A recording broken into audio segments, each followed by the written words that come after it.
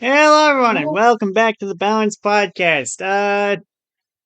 We've got some interesting characters today. I'm sure we'll see enough of them as we go along, but we'll start off with what's probably going to be one of the most simple characters today, Cat Slime. Apparently from the depths of hell. Yes. Right, so, Cat Slime can't get the Neko status, and will also get Bloodhound on every third turn. Wait, stop everything. That's a dog status. This is a cat. Yeah, it's a bit unfortunate how that ends up working out. What's Bloodhound again? Right, when you attack a player, all players with the Neko status take damage equal to half of the damage dealt. This. Why does cat get dog status? I don't know, ask Battle, I guess. Epis, I know you're watching this. Anyways, Neko Ball. Deals 2 damage and inflicts Neko for 2 turns. Oh, that's how this character got the origin. The Dung Cohen Three Face. Yeah. Furry Swipes. Spelled that correctly. Deals 2 damage for hit and inflicts bleed for 2 turns. Then you got the casual +2 power for 2 turns, and then you've got a 1-turn charge for 9 damage. I will mention this one does take a move slot, passive, so yeah. Birthright makes the passive also give Bloodlust, presumably just on the Bloodhound turns, because otherwise it's just speed plus, but then the final smash, inflicts Neko on the opponents for 5 turns, and Cat Slime's passive will now occur every other turn. Yeah. I think I'm gonna go ban this character right now. I don't think we want this thing in the simulations. Yeah, seems about right for Neko character. I think the main issue I have, we'd have Bloodhound's effect again. I recall it not being the best. When you attack a player, all players with the Neko status take damage equal to half the damage dealt. Here's the issue I have. Neko Ball has the Neko for 2 turns.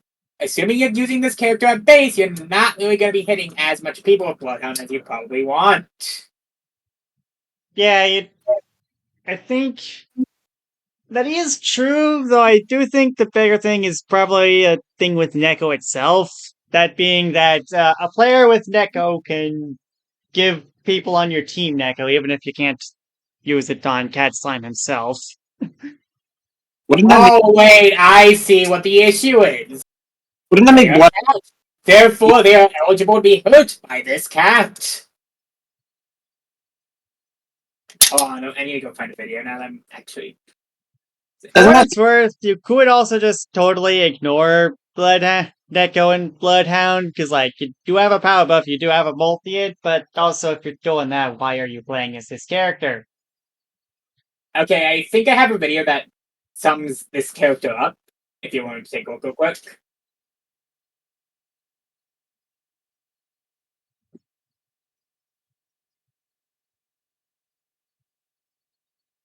This is Cat Slime. Yes! They activated blood. I love this video.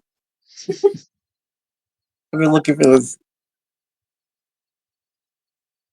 Yeah, so, I see the vision with this character, but it doesn't quite work as well as intended. Yeah, I think the gimmick kind of harms Cat Slime, actually, now that you brought that point up. Yeah, C tier. Yeah. That way I'm saying it. Say you hit the boss AoE, right? And then the boss super bells your entire party.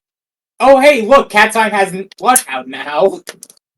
Yeah, I mean, Neko Super Bell is always going to be, a one target move, but like still hitting your buddies is not ideal.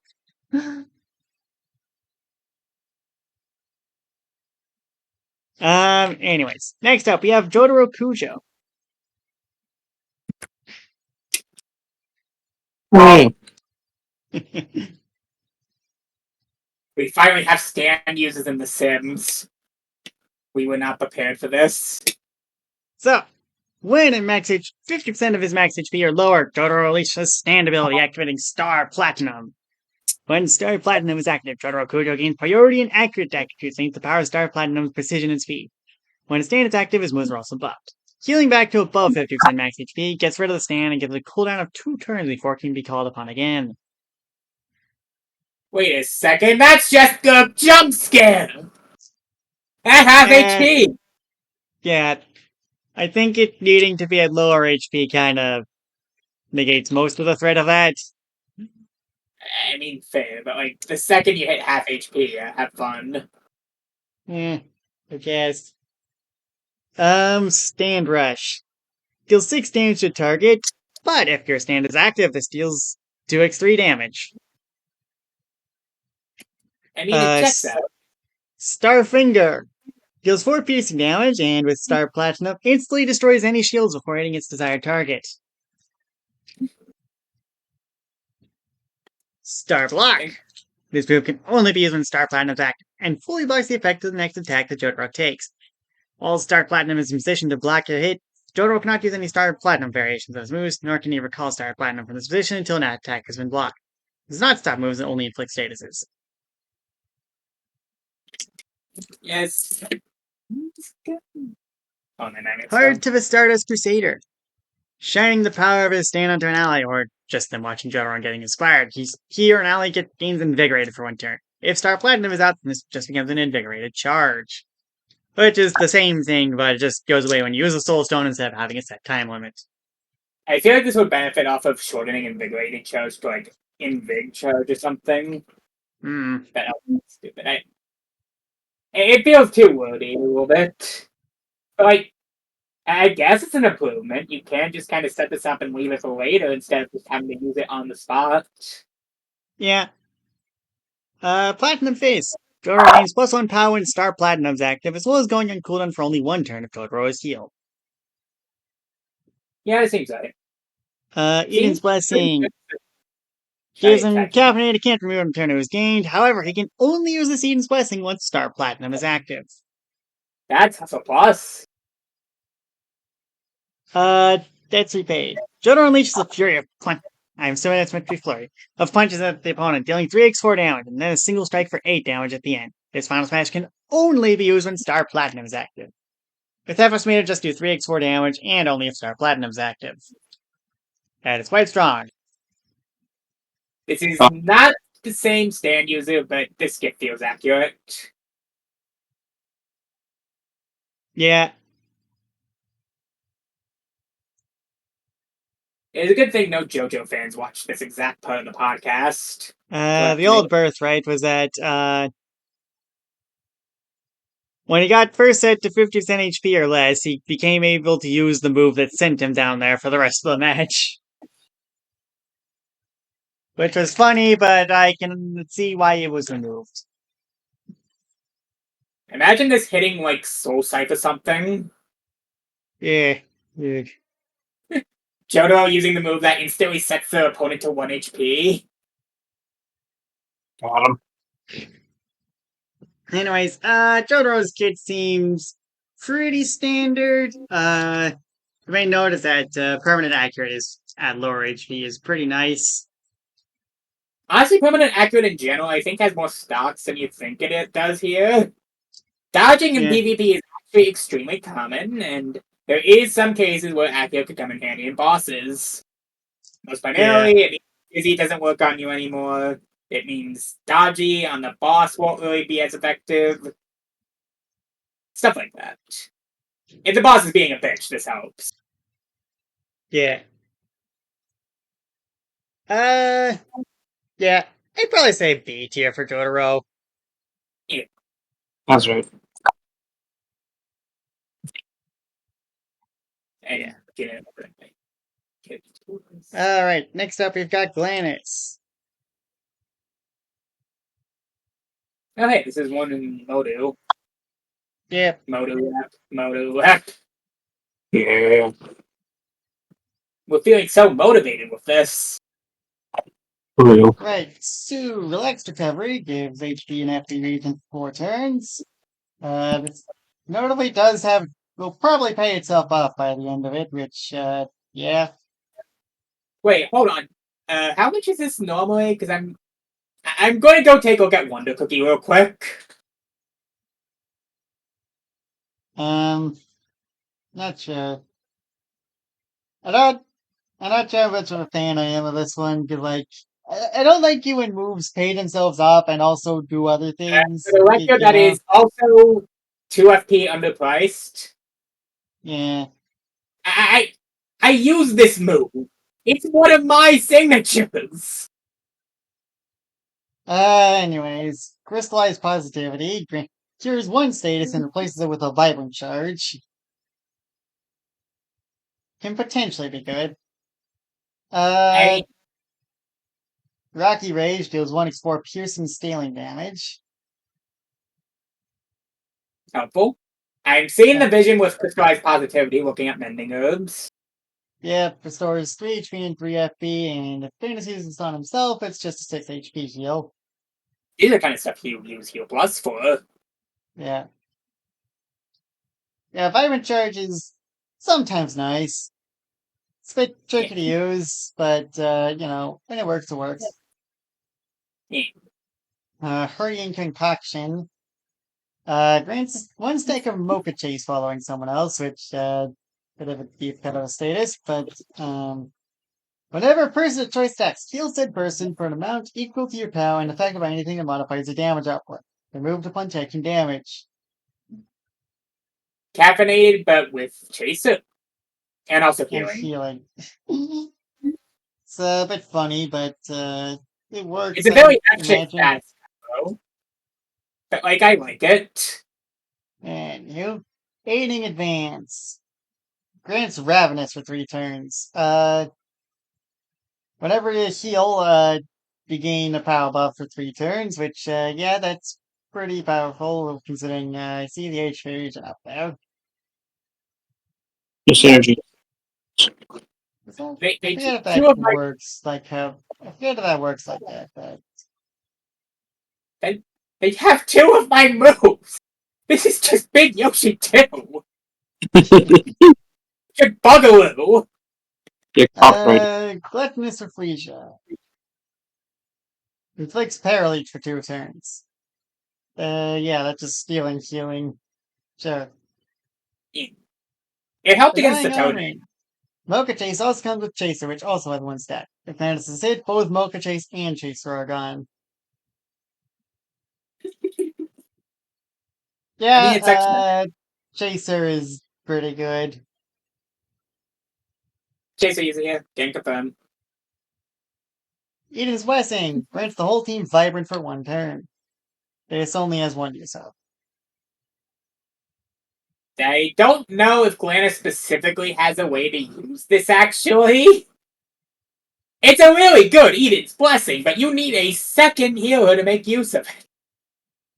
Yeah, or just an extra move at the very least. Yeah. The Gladys also doesn't have any AoE heal, so I'm not sure what you're doing with that. Yeah. You need another. Anyways, Moss Covered Love. Final Smash. Grants 5 turns HP and FP region to himself and all allies, and cures all negative statuses. And all positive statuses will last 3 more turns, and Uber's last one.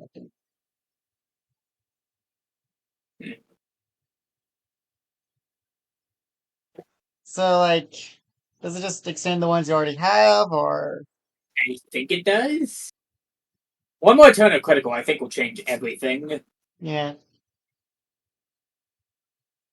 People's Well, anyways. Where do I want to put this character? It's a mishmash of tools, but I think I get what it's going for. Yeah, I think the only thing I really question too much is Ravenous, since I'm not sure if that really fits too much with the game plan, but it does have use of Rocky Rage, I can't really complain too much. yeah. Yeah, it seems pretty good overall. Protein concoction is probably pretty useful for just Yeah. general healing, and then well, you have a lot of healing stuff, but does it in different ways. Yeah. Needed some more binding, I think. Yeah. Like some sort of glue. Like I Let's think see.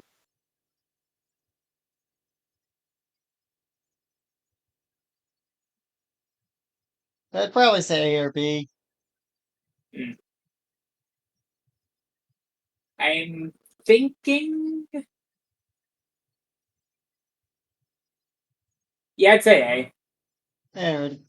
No one complains. It is a good enough tool set.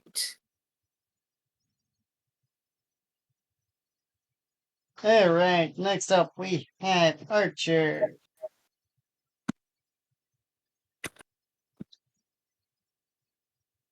Let's see here. Starting off with the passive. Archer summons weaponry system. Natively heal a variety of weapons that he can throw at his disposal. Every turn, Archer will gain 1 point of projection if he did not use any in return. If he did, then he'll start to gain points of projection again 2 turns after the move used projected points on. Basically, it's 2 turn goal. I thought it was a status for a second. So what can you do with projection? Let's see here. Hunting. Deals 5 damage normally. Will also inflict -1 death for 3 turns if you use 1 point of projection, and will inflict -1 death pow and -1 death for 3 turns if used with 2 points of projection. Giving you passively regain projection, this seems like it'd be very annoying with Curse Booster. Because you can consistently Yeah. for the entire fight. Of course, this is ignoring the other moves. We have Jack Boost still, but like, imagine trying to fight that. Row eyes. Archer summons a shield in front of him and his eyes, protecting them from grave harm for a time. This grants everyone on his team a courage shard when used without projections. When used with 5 points of projection points, this will instead grant rainbow to all allies for 1 turn with priority. Okay, go off, I guess. Yeah. Khaled Ball. Archer protects the bow and the blade of Fergus Manroy. Khaled Ball.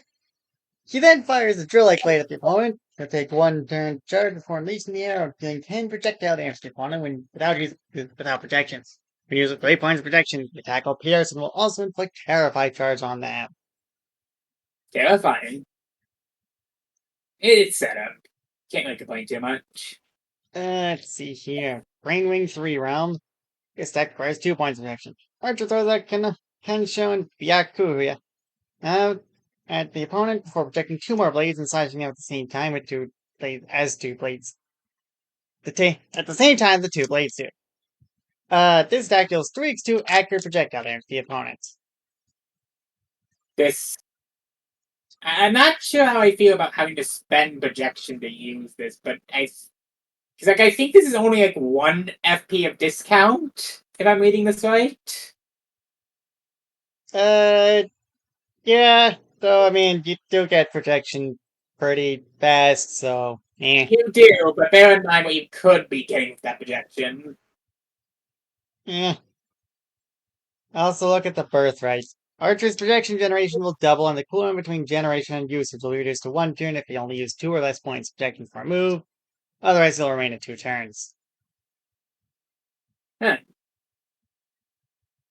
So, what exactly does it mean? I'm reading it a bit. You get double the projection! Oh, I thought that. Why is there 2 effects at once? I thought the first effect was a conditional reading the other part, but why? One of them is good enough on their own. I looked at the head. Thought all of those were tabs. Yeah, no, just headers. I'm not sure how I feel about double projection, but I.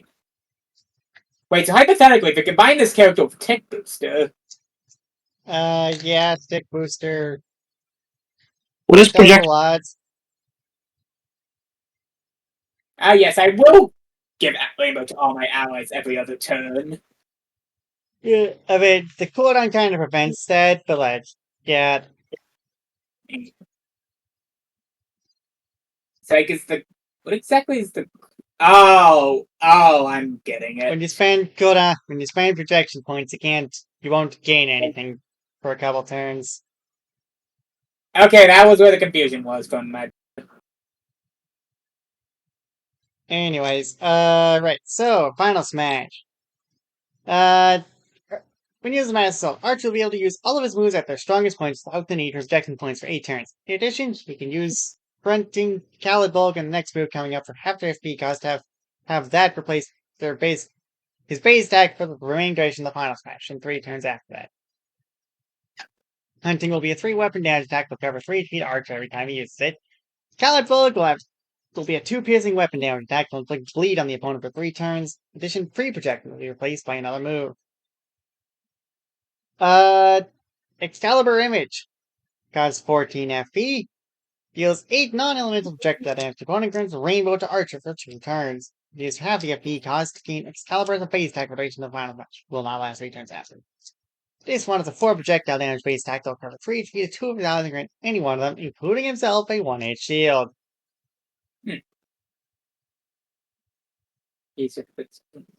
When used with the FS meter, the effects of UBW only last for 5 turns, and Archer will only be able to wield a weapon for base attack for 3 turns. In addition, Excalibur Image's damage is just a 6 and will only grant 1 turn of Rainbow.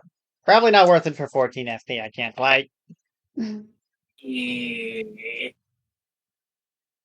I feel like the move is fine enough as is to gain for this amount of time with meter. I don't think it needed nerfing. Yeah, for 14 FP. Like, that's my life savings. I can't afford that. 14 Yeah. FP for 8 damage and 2 turns of Rainbow. Yeah. I mean, I guess that's probably well, it is it long cost actually?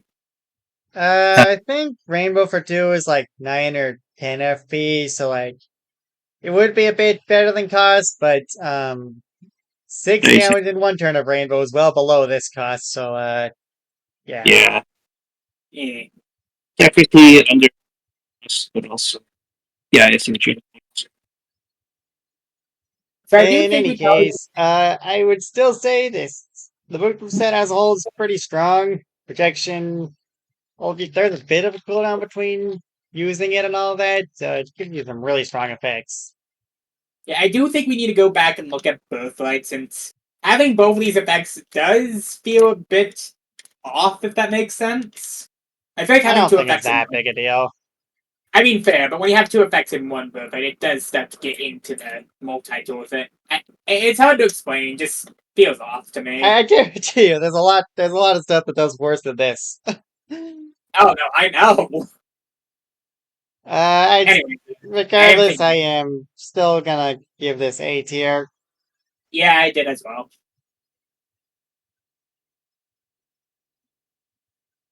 Anyways, next up we have Geo by GeoAFC. Not to confuse with the Elite World, the same name. We got X-Visor. Grants fast for 2 turns. Golem Ring. Grants speed up for 3 turns. Dodgeball. Deals 5 damage and grants Swift. Beam Sword. Only if the opponent Inflicts dodges deep it. cut for 4 turns. Go back to Dodgeball, that's only if the opponent dodges it. Oh, if the opponent dodges. Okay. I was gonna say this was like underpriced because it's like Swift and then 5 damage, but if it's totally if the opponent dodges the ball, then wow, okay, this is bad. I don't think this kid is good. This is to move. Yeah, no, Peter. Final Smash, by the way, deals 10 damage and inflicts slow for 4 turns, which, sure, okay, I guess. I heard ML in the back say D tier, so that's what I'm going with. Yeah, I'd be inclined to agree with that. Fast is good. I don't know what you're doing with that on this kit. You have a 5 FP, 5 damage move, and that's like the best thing you could do with this. And it only gets the bonus effect if the opponent dodges it. You are making 0 progress. Yeah, okay. I said C tier, though D tier probably makes more sense. Yeah, yeah. I guess deep cut is good, but it doesn't really work well with fast. It's a status and all that. I think what sells it is the speed up move. Yeah, the speed up sure is a thing. Anyways, next up, more exciting, Black Mage Sports Mix. Black Mage would never ball. One of the veterans of the Great Goomba War. I can't believe we can say that now. Right. So, Black Mage starts every set with 0 S coins. Every time he uses Firaga, Blizzaga, or Thundaga, he gains 1 S coin for 4 points of damage he deals, and 2 S coins for every status he inflicts. Coins cannot be spent in the shop. He has a limit of 10 S coins. Sports Mix. Black Mage can choose one sport to start each match with. Hockey, volleyball, dodgeball, or basketball. Black Mage's base attack is checking the opponent with the ball, which is a weapon, non-elemental attack. Wait. So, do you two know what what checking means in sports terms? Slamming into someone. No. Wait, if you're slamming into someone, then why is it a weapon attack? Oh, because the opponent's getting hit by it. The ball, specifically. Anyway, Okay. Firaga. Black Mage encases the ball in a shroud of fire before blasting the foe. In hockey, this does 6 fire damage. In volleyball, the target bounces the ball back, taking 3 fire damage. Next turn, Black Mage can choose to spike the ball for 5 AoE fire damage by using Firaga again. Right. Pretty good deal, even if it does take 2 turns. Yeah. You know, I just realized something. You're using a ball for hockey. Well, you're supposed to use a puck, but I'm assuming he just didn't want to write ball/puck every time he referred to the ball. Puts ball onto the ice rink. Anyways, dodgeball. In dodgeball, the target takes 4 fire damage. If this is the 3rd time they've been hit by a dodgeball attack, this set deal double damage. In basketball, Black Mage can chase an ally, following their next attack up with a flaming pass, dealing their combined powers fire damage on top of the ally's attack. That could be pretty funny. I can see the potential if you... Because, imagine intercepting a multi-hit for a second. Yeah. Let's give Black Mage, +3 power or something. Badges, whatever. Then we have them intercept another ally. Effectively, can treat this as a little bit of chase of, I think, transfer? Yeah, kinda. But you can actually use this turn. Suffer. Anyways, Blizzaga. Black Mage casts spikes of ice on the field, weaving the ball between them. An Hockey this deals 3 ice damage to 3 targets. If used, this can instead blow up one of the spikes to deal 3 ice damage and freeze a single foe for 1 turn. Let's see here. Volleyball. This does 4 ice damage. Upon returning the ball, the target gains a stack of frostbite. Cannot be spiked. In dodgeball, this does 3 ice damage 2 times. And in basketball, this can pass the ball to ally and grant them Minty and +2 efficiency for 2 turns. Minty's death up but funny, if I recall right. Pretty much. Well, the +2 efficiency is a good deal, at least. Yeah. Thundaga. In hockey, deals 6 electric damage to a foe. Electric accurate damage to a foe. In volleyball, when someone returns the ball, they're sparking for 2 turns. If the move is used again, it can be spiked, but it doesn't have to be. If it is, anyone who would have been sparky this set takes 8 accurate infiltrating damage. And in dodgeball, this does 2 electric accurate damage to all foes, and goes up for 1 by every consecutive use of Thundaga. However, Thundaga also costs 2 FP more each time to compensate. Cannot exceed 9 damage. I'm going to calculate this, actually. So that's a potential 9 damage AoE. So assuming that we're going up to 9, I think you need spend foot. So how much do we have to spend to actually use the final thing? Let me just So, I got 6, then, 6 plus 2 times 7, that's not 2, I did not mean to do that. 20 FP if you want to do the 9 accurate AoE. I see, but in total, you need to spend 104 FP to get to and use that. Yeah, Oh my fun god. with that. Pedal puzzle gaming, I guess. Puzzle gaming. Can Pedal Puzzle Anyways, even hit the range you need for this? in basketball, the black mage passes the ball between himself and 2 eyes, giving them both a fast charge. And That lastly, is we have score. The black mage sends the ball home into the goal. Regardless of the sport, this does 3 damage.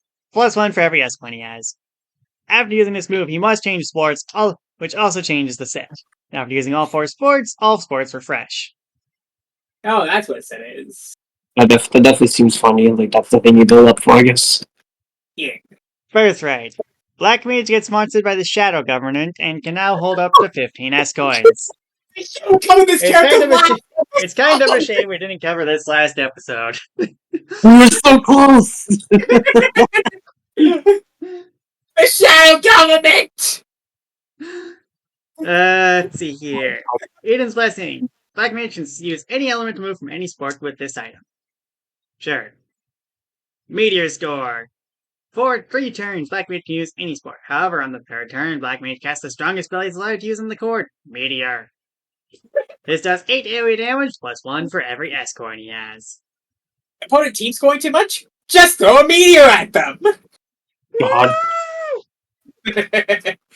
that does seem very good if you have enough fast coins. Space Jam action! If you're at the max coins, this will do 18 AoE, so yeah, pretty good. Oh fuck. 23 with both right. Yeah.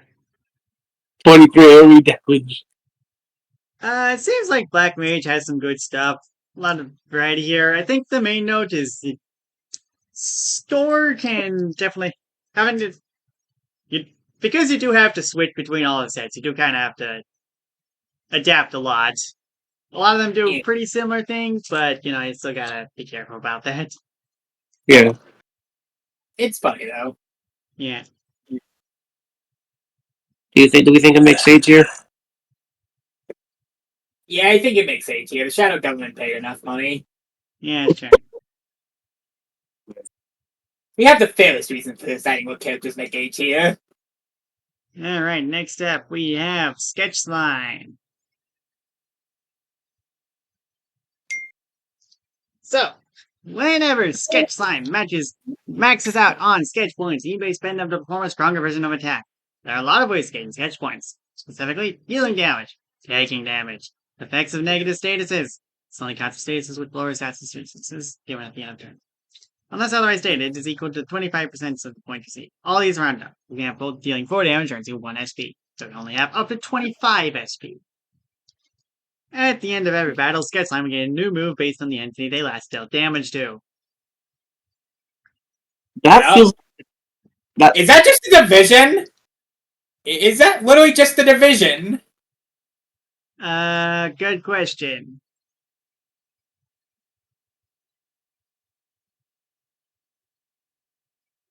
It's hard to tell. Well, it's because not as good. I wouldn't say it's as good as the Division because the Division got like the full move set and not just one move. But Yes. I don't see much restrictions on this one. Oh boy, it's kind of a division.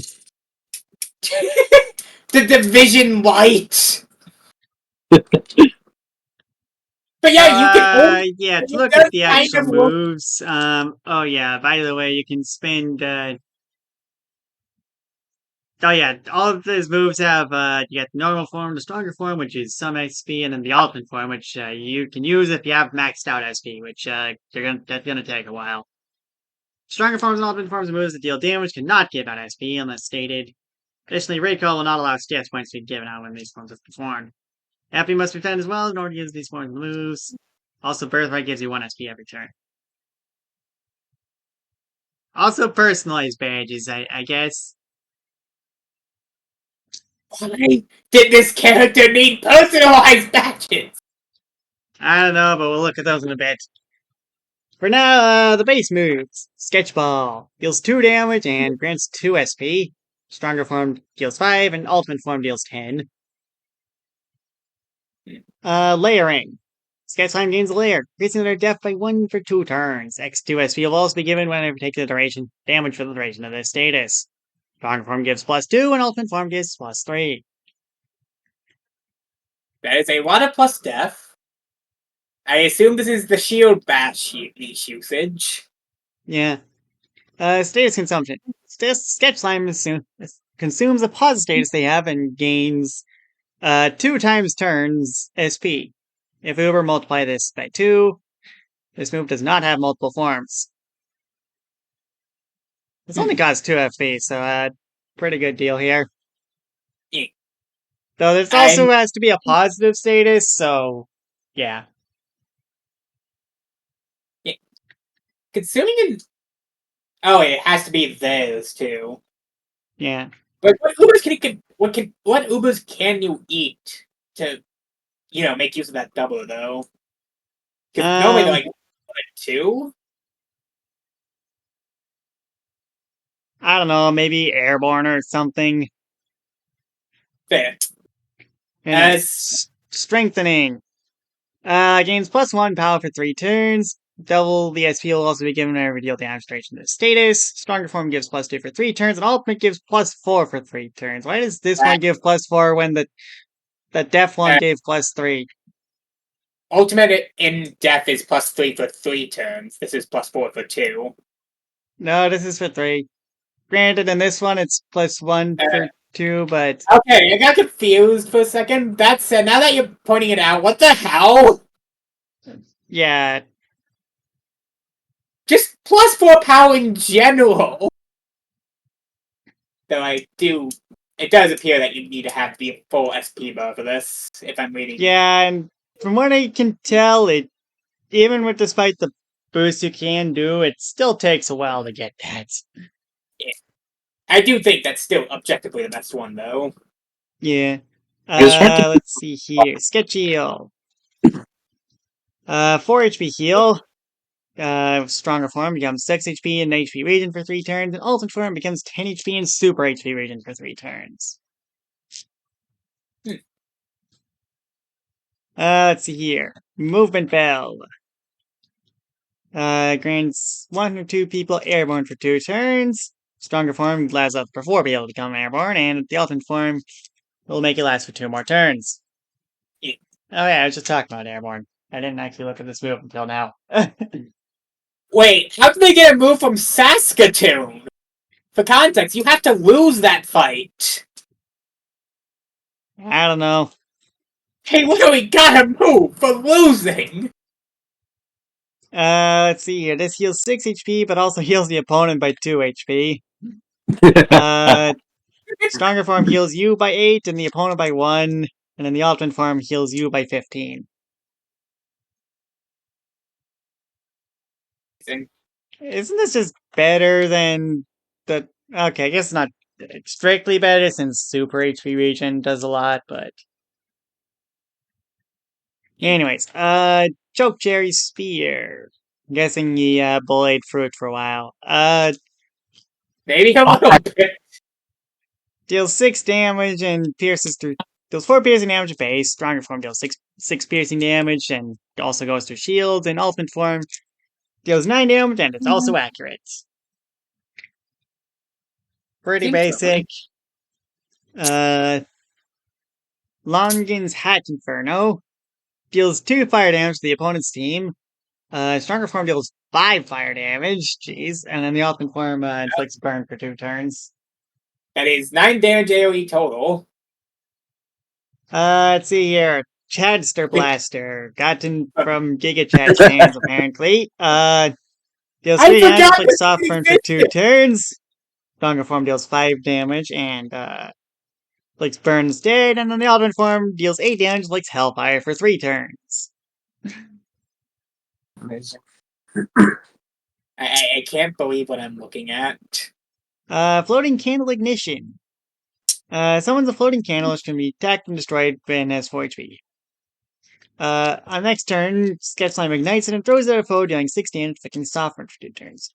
Stronger form makes it inflict burn. Ultimate form makes it so that it's lit immediately and deals 10 damage. Which, Unicorn. hold on. Isn't this just better than the stronger form? Than the whole sketch balls? Or, well, no, the sketch ball is just better than this. It's just. Well, no, I guess this would also inflict. Inflicts burn. I think it's worth mentioning that Sketchball is technically cheaper than Floating Candle Ignition. Well, yeah, yeah. Anyways, Unicorn Marshmallow. Summons a 5 HP, 2 POW, Unicorn, and Stronger Form summons 2, and Ultimate Form summons 3. Remnants of the 12-person Lucky EX fight. Yeah. Forgot about that. Anyways, Final Smash. Deals 8 damage, and also gives you 100 SP, which goes over the limit. Oh. That's 4 ultimate moves in one go. Yep. Anyways, Sketch Slam badges. Doodle Panic. When in danger of the stronger form, so if your moves no longer cost SP, I am assuming that this does not actually apply to the ultimate form. It is just the stronger form. Otherwise, it's just a tiny bit dumb. Otherwise, it would be stupid. Yeah. Emergency exit. When you reach peril, restore your SP to full. May only happen once. Good luck with that. 1 free ultimate move, but at what cost? Sketch Rush. When in danger, multiply the effects of your stronger and ultimate forms of your moves by 1.5. That is effectively mini crits. On your Yeah. Or like mini vibrant on some of them. Sketch Rush and Doodle Panic probably a good combo. Yeah. 5 Yes, AP for that, but can't complain about some of those effects. Oh yes, I would like to use infinite stronger moves. Anywho, E down, S up. Increase FP cost by 1, but decrease SP cost by 1. Does not affect the ultimate forms of moves. Doesn't feel worth it. E up, S down, decreases FP cost by 1, but increases SP cost by 1. This one feels worth it. Yeah. Worth it. Resource overflow. Whenever you gain SP in a way where you go over the max amount of SP, gain +2 power for 3 turns. Just wait, pulling this one out of the grave. That's a deleted badge. Yeah. Oh yeah, the reason we got rid of it was because we couldn't really account for all cases of special resources, you know? But like that doesn't really apply when it's just one character that has it. I do think it takes a while to really get up there. Wait, does that say decrease max SP? Yes. Huh? I'm assuming that this is because the ultimate form is specifically specified to be SP must be maxed out. That makes more sense. So by technicality, this does cheapen it by 5 SP. Yeah. Sketch Saver. Decrease all SP cost to 1. Cannot make a stronger form of your moves free. Yeah, I take the one FP here, because you have to pay FP just to, regardless of if you have the SP or not, to use stronger forms, right? This is also a S3BP badge.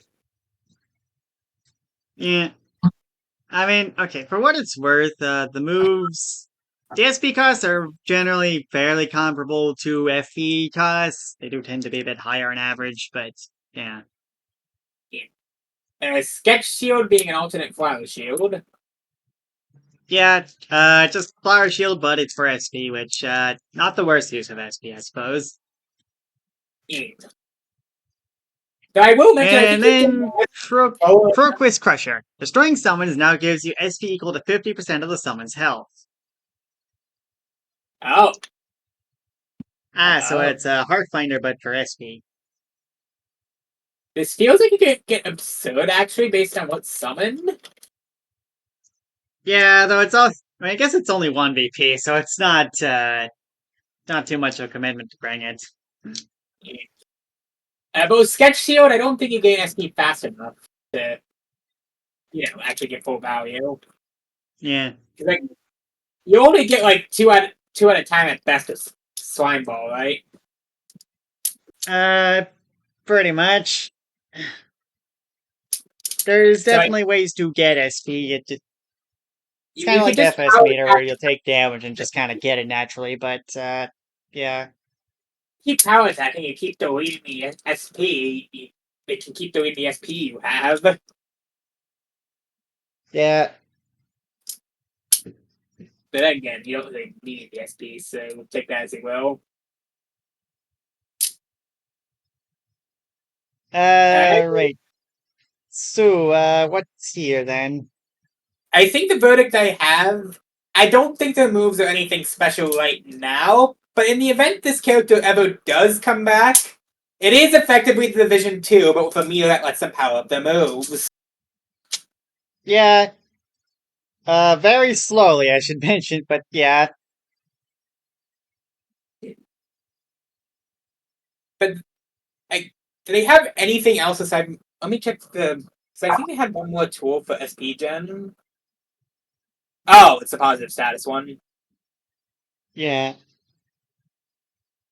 Which, I mean, you kind of have ways to use with, strengthening and layering, but you might also just want to use those for, naturally, because these also just give you more SP for their things.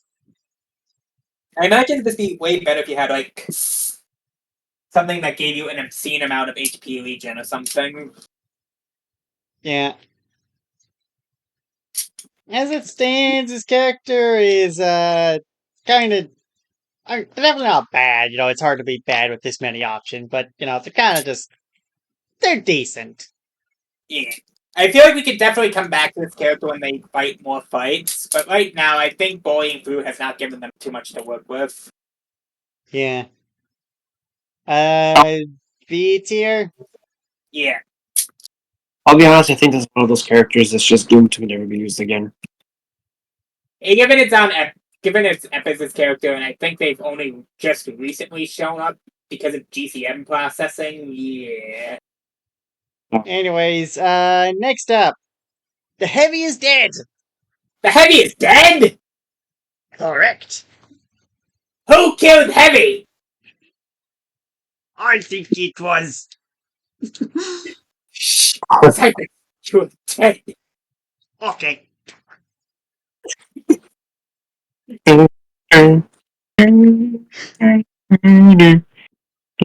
Anywho, it is good dead to be not dead. The Heavy on turn 0 automatically reaches 0 HP from an engineer shooting him. For all intents and purposes, Heavy is considered dead by the rest. He can still act while dead, using FP moves, base moves, badge moves, etc. But he still loses the battle once his team dies, as he is also dead and can't continue the battle on his own. Heavy cannot be healed past 0 HP, can't try someone face danger and perfect HP effects not triggered since the FP is dead. He can still get wilked because his FP is not dead. You can't steal HP from someone who doesn't have any of it. Effects to trigger on the defeat of someone, the opponent trigger at the start of the battle, as the kill is credited to the opposing team. Heavy instantly loses any 1v1 as y'all drop to 0 HP at the start of battle. Maybe you can win at first rank, but come on, that's not gonna happen. I think Dead. someone strike one revival attempts will make the Heavy explode. Additional weird interacts with the Heavy technically being dead are up to referee's interpretation of being dead.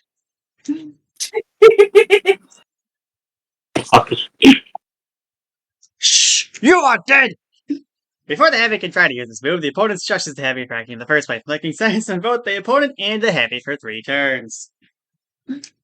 That is a very good deal, I think. Yeah. Silenced is pretty nasty. Yeah. They were forced to base attack. For some reason, the wardrobe change. For some reason, the Heavy slows keep changing each turn despite him not being alive enough to do it himself. Even being not alive that this can spread to other players on the battlefield. Whenever the Heavy uses this move, an item in anyone's inventory is replaced by a different item. The restrictions are as follows. Ally. The item transformed must be within 20 coins of the original item's price or lower.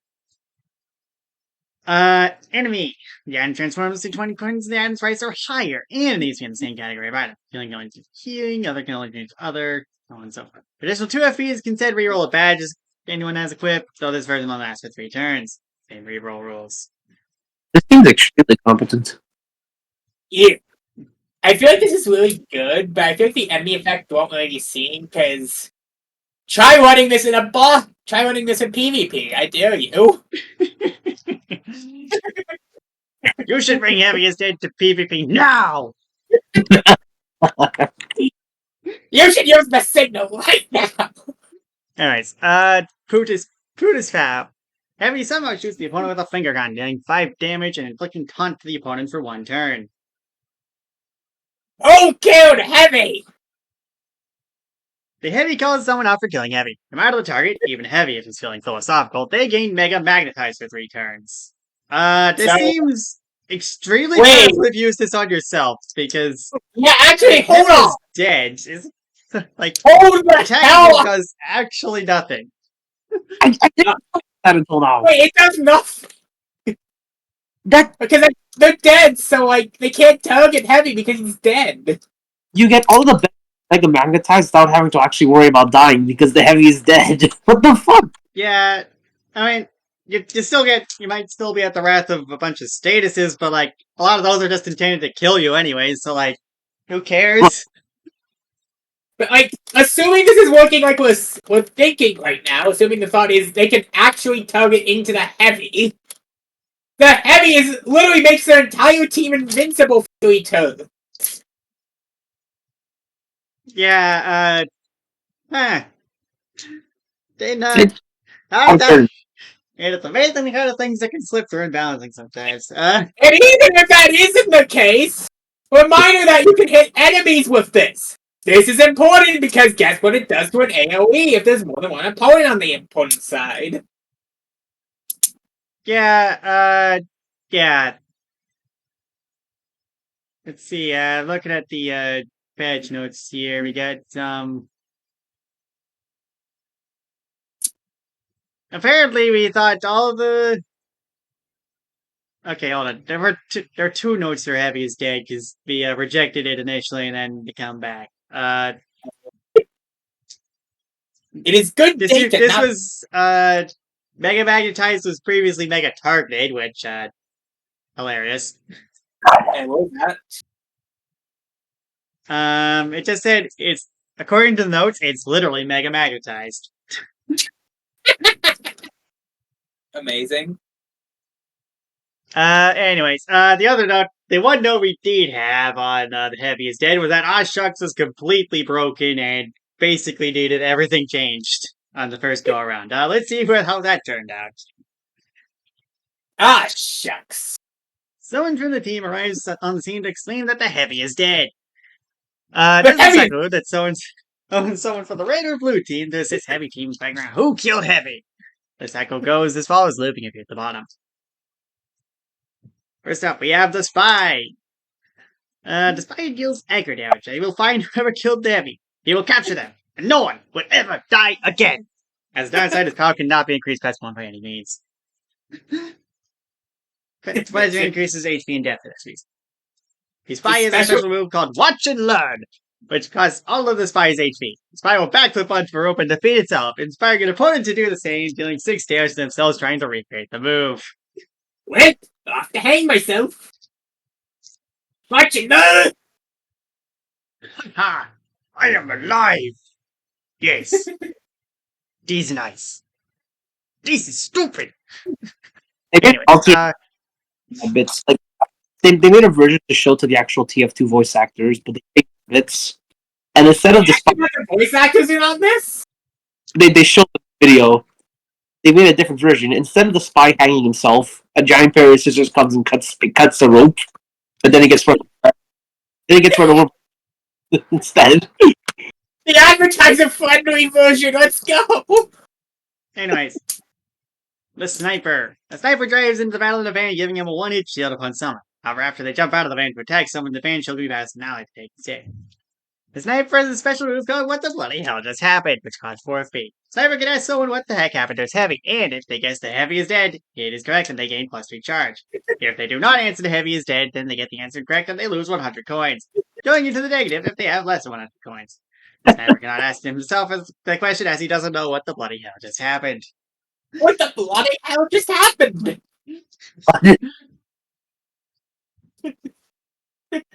Let's see here. The soldier. The soldier calls for everyone's attention as he enters the battle, giving himself magnetized for 1 turn upon summon. The soldier has a special move called Finding Clues, which costs 4 feet. The soldier will leave the battlefield looking for clues for 4 turns. He cannot attack anyone, or be attacked if they are looking for clues. After the 4 turns are up, they return to the battle with the clue, a gun. The soldier then places the gun in the inventory of someone on your team. You can decide either ahead of time or when the soldier returns against the gun, and the gun is literally the gun from the item shop. The medic. The medic can only revive people not using their special move. They cannot base attack or guard or anything. Doing nothing on a turn, they are not using their special move or failing to revive someone. Anytime the medic revives someone, they start at 1 HP and cannot be put in danger until they heal out of danger range. This has a cooldown of 3 turns after a successful use. And it's really good for a summon. That does not say. That says danger, not peril. However, in my medical opinion, the heavy was killed! The medic has a special move called In My Medical Opinion, which costs 4 FP. The medic gives everyone a medical opinion that the heavy was killed. This gives everyone on the heavy team plus 2 efficiency for 2 turns. If the soldier is active when you kill the medic, kill the soldier immediately. If he is looking for the weapon will immediately fly into someone's inventory after the ambulance crashes. I love how every single summon, like, you're gonna see this as a pattern, but every single summon happens to somehow kill the other. The scout. 4 HP, 2 POW, permanent fast. Once the scout is defeated, they have to be picked up by their mother to leave the battle. But due to the scout's mom not knowing how to drive, they ram into whoever defeats the scout, dealing 2 fixed damage to them. The scout has a special move called Look at This, which costs 0 FP. The scout tells someone to look at the heavy, who is dead. Nobody is pleased by this. If the medic is active when the scout is defeated, kill the medic on the next turn, as they will then try to revive the scout in the car crash, and get caught up in the explosion instead, killing them again if they are already dead by this point. I will kill you, and I will kill you again! The heavy. You summon the heavy, who is already dead, to assist you in battle. Instead of having HP like the other mercenaries, because he's already dead, the heavy will just stay active for 3 turns after being summoned. Its HP extends by 1 turn. The heavy has all bad moves that the heavy has, but can't use the special moves because this heavy is not special. If the engineer is active when the heavy is on its last turn, kill the engineer, as they will try to say that the heavy is dead still, with heavy disagreeing and killing them instead. The Devil Man. The Devil Man, once appearing, will claim that he killed the heavy. Devil Man only has 1 move, called I Did It Like This, where he shoots the opponent. If it is a summon, it deals 5 damage. If it is not a summon, they shrug it off for 0 damage because it's a funny joke. If any of the heaven summons are active, the Devil Man must take them out first before attacking anyone else's summons or anyone else in general. Everyone is designed. The man responsible for all this slaughter, the engineer, appears. The engineer has a special move called POW! You are dead! Which costs 4 FP. The engineer fires his pistol and deals POW plus 4 damage to the target. If the heavy, the summon, is active, they will instead try to keep shooting that heavy. You gotta get right. killed. Heavy does some stupid stuff when his team is around. For each summon the heavy has, he gains plus 1 efficiency and double the efficiency when he is specifically using sharks. Even spicing, a gun. The heavy has a gun as these one, though this one has the turn being stunned after the gun fires instead of before. Wacky. Final Smash. No, you POW! The enemy is currently fighting the heavy, expresses their frustration that the heavy is still here, despite stating that he is dead. The heavy in response goes no you and deals 20 damage to them in recoil, using target's pound damage calculations that cannot be avoided or reduced by any means. The heavy is then stunned the turn after this final smash goes off, stating that he is alive the next turn. Before remembering to note, he's still dead.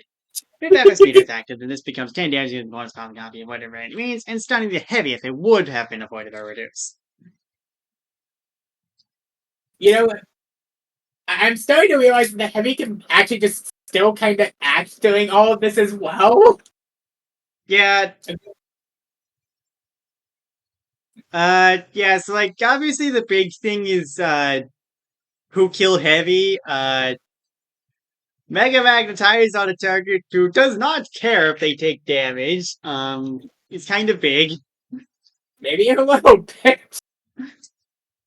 Item Wrong is also pretty good, if not extremely limited due to how it works.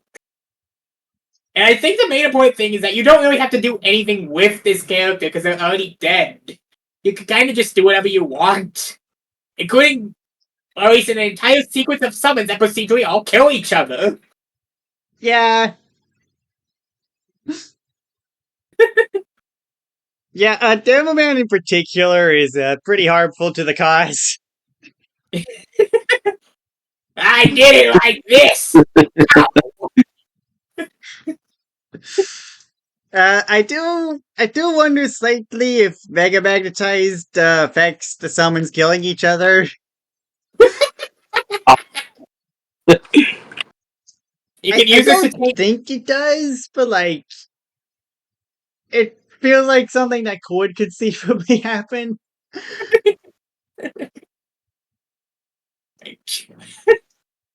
Heavy getting hit by the car crash meant to pick up Scout. Yeah. Uh hmm. I do think we probably need to address the Mega Magnetize move before we can really properly link this character. Because the pet Yeah, work Jesus. I I mean, is feel just like either. I feel like this would be like 2 turns normally, and but that's like if you couldn't use on heavy. On heavy, it'd be like 1 turn, and like you probably need to cost a lot more because yeah, It's like, honestly, even if you can't use it on the Heavy, the ability to throw this on whoever you want is basically a death sentence to whoever you choose. yeah, like Adding the Heavy into it basically is just team-wide protection. even without the self infliction, this character still has it still has Mega Magnetize and a lot of other good stuff too. yeah. I think for the time being, I think who killed heavy is enough for me to want to put this in band tier. The heavy, Got We can come back to this if Mark changes that, but for now, the heavy is banned. the Heavy is banned! Yes, he got Oh, banned banned. Heavy! I did it like this.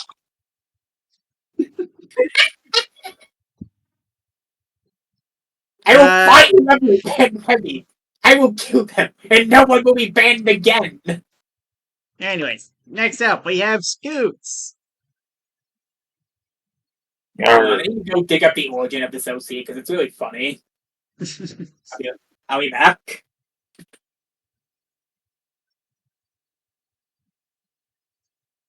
Okay, I found it.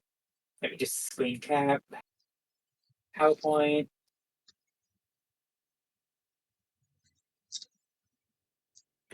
Okay. Stop it. I didn't realize origin point. There is an origin point. I got it. I will note to take a look at what time this conversation happened. According to my notes, 3:13 a.m. All good OC creation happens at 3 a.m. So true. That's when we made the best full stop move set. It's coast object. Anyways, yeah. So swordplay. It's a dual attack with a tri-attack baked in. I mean, what more do you want? It's the standard for this kind of thing. A little bit. Yep. Dodge roll. With priority, Scoots put down the flag they have attached to them and readies for the first attack aimed at them this turn. And if one arrives, Scoots rolls straight under it, and dodging all hits the exchange. Scoots then rolls straight on the opponent, tripping them up. This ends up making them trip and take 1 fixed damage, as well as getting dizzy for 3 turns. Scoots puts their flag back on and the counter concludes. This has a 2-turn cooldown. I think in general, Scoot's kids, as you'd see, is a little bit standard, save for that last move. But like, I do think the things do work together decently well enough. Dodgeball in Yep. particular, I imagine, has a fair bit of application because you can screw up the opponent hitting you after the fact. Anyways, notice simple moves. Plus 1 pound, plus 2 depth for 2 turns on Pirate's Honor. Yeah. And then battle stations. This move can do one of two things based on it if using themselves or an ally. When using it on themselves, Scoots will speed themselves up in preparation for an offensive push, which gives them an extra turn next turn, as well with plus 1 pound next turn to boot. All pause status timer Scoots has a pause in the turn to use the stealth version of this move. When using on an ally, however, they hop on Scoots at the end of the turn, using Scoots' speed to pull off a powerful rush. The ally hops and Scoots will have plus 1 pound, move 3 times next turn. However, Scoots will be immobilized. In exchange, bypassing everything and being unremovable. Brad hopping ally on should curve that down. The plus 1 power from either version of this move isn't considered status for the purposes of both attacking and anything else that affects those.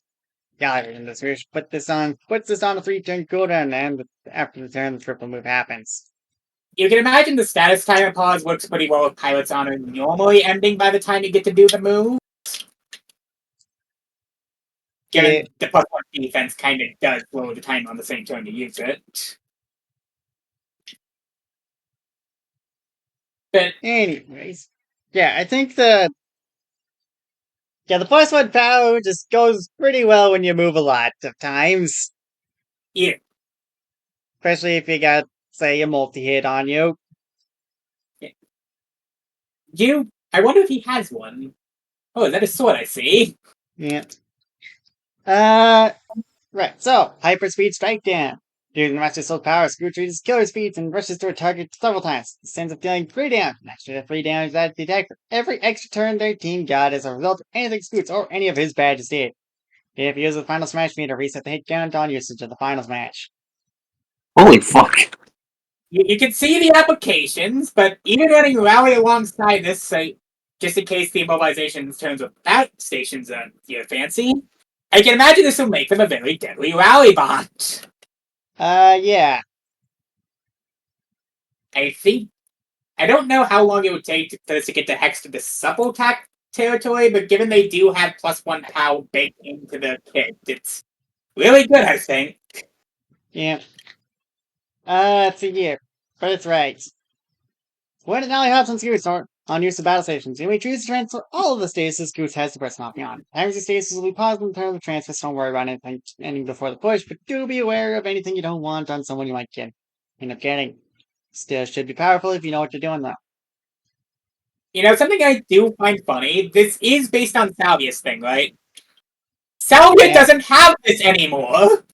Correct. They make this Salvia is a bit of a selfish bitch.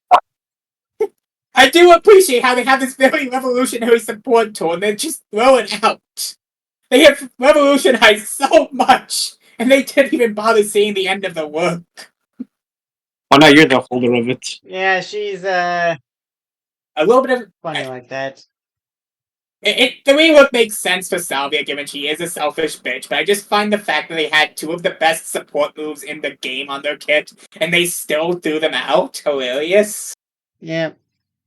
Eden's Blessing heals 5 HP and grants immune for 2 turns.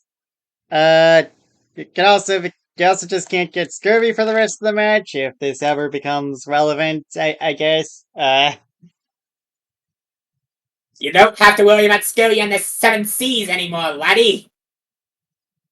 Yeah, Scoots, generally seem pretty good. Pretty standard, but pretty good.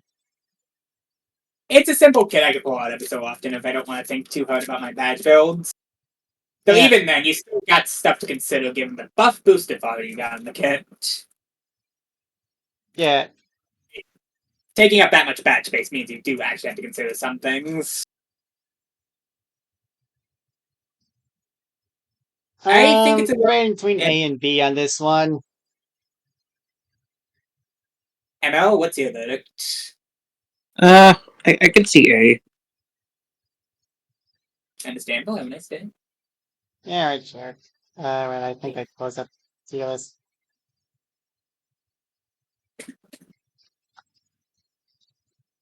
Get me. Wrong one. What did you do? There we go. Give it a moment. Your tubes is now loading.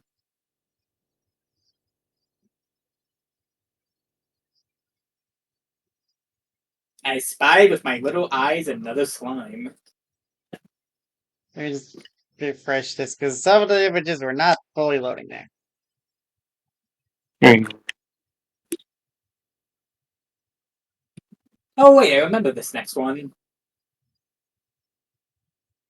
Come on.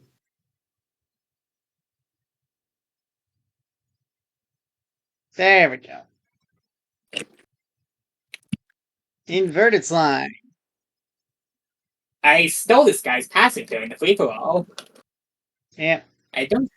So, yeah, inverted effects. Any status that affects inverted slime gets inverted. The only exception is our self-inflicted statuses that come from badness.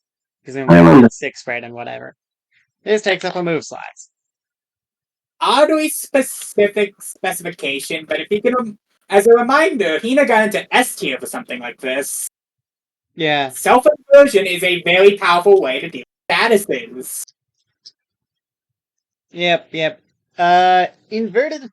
Inversion slime ball. Deals 2 damage and inverts the target's statuses.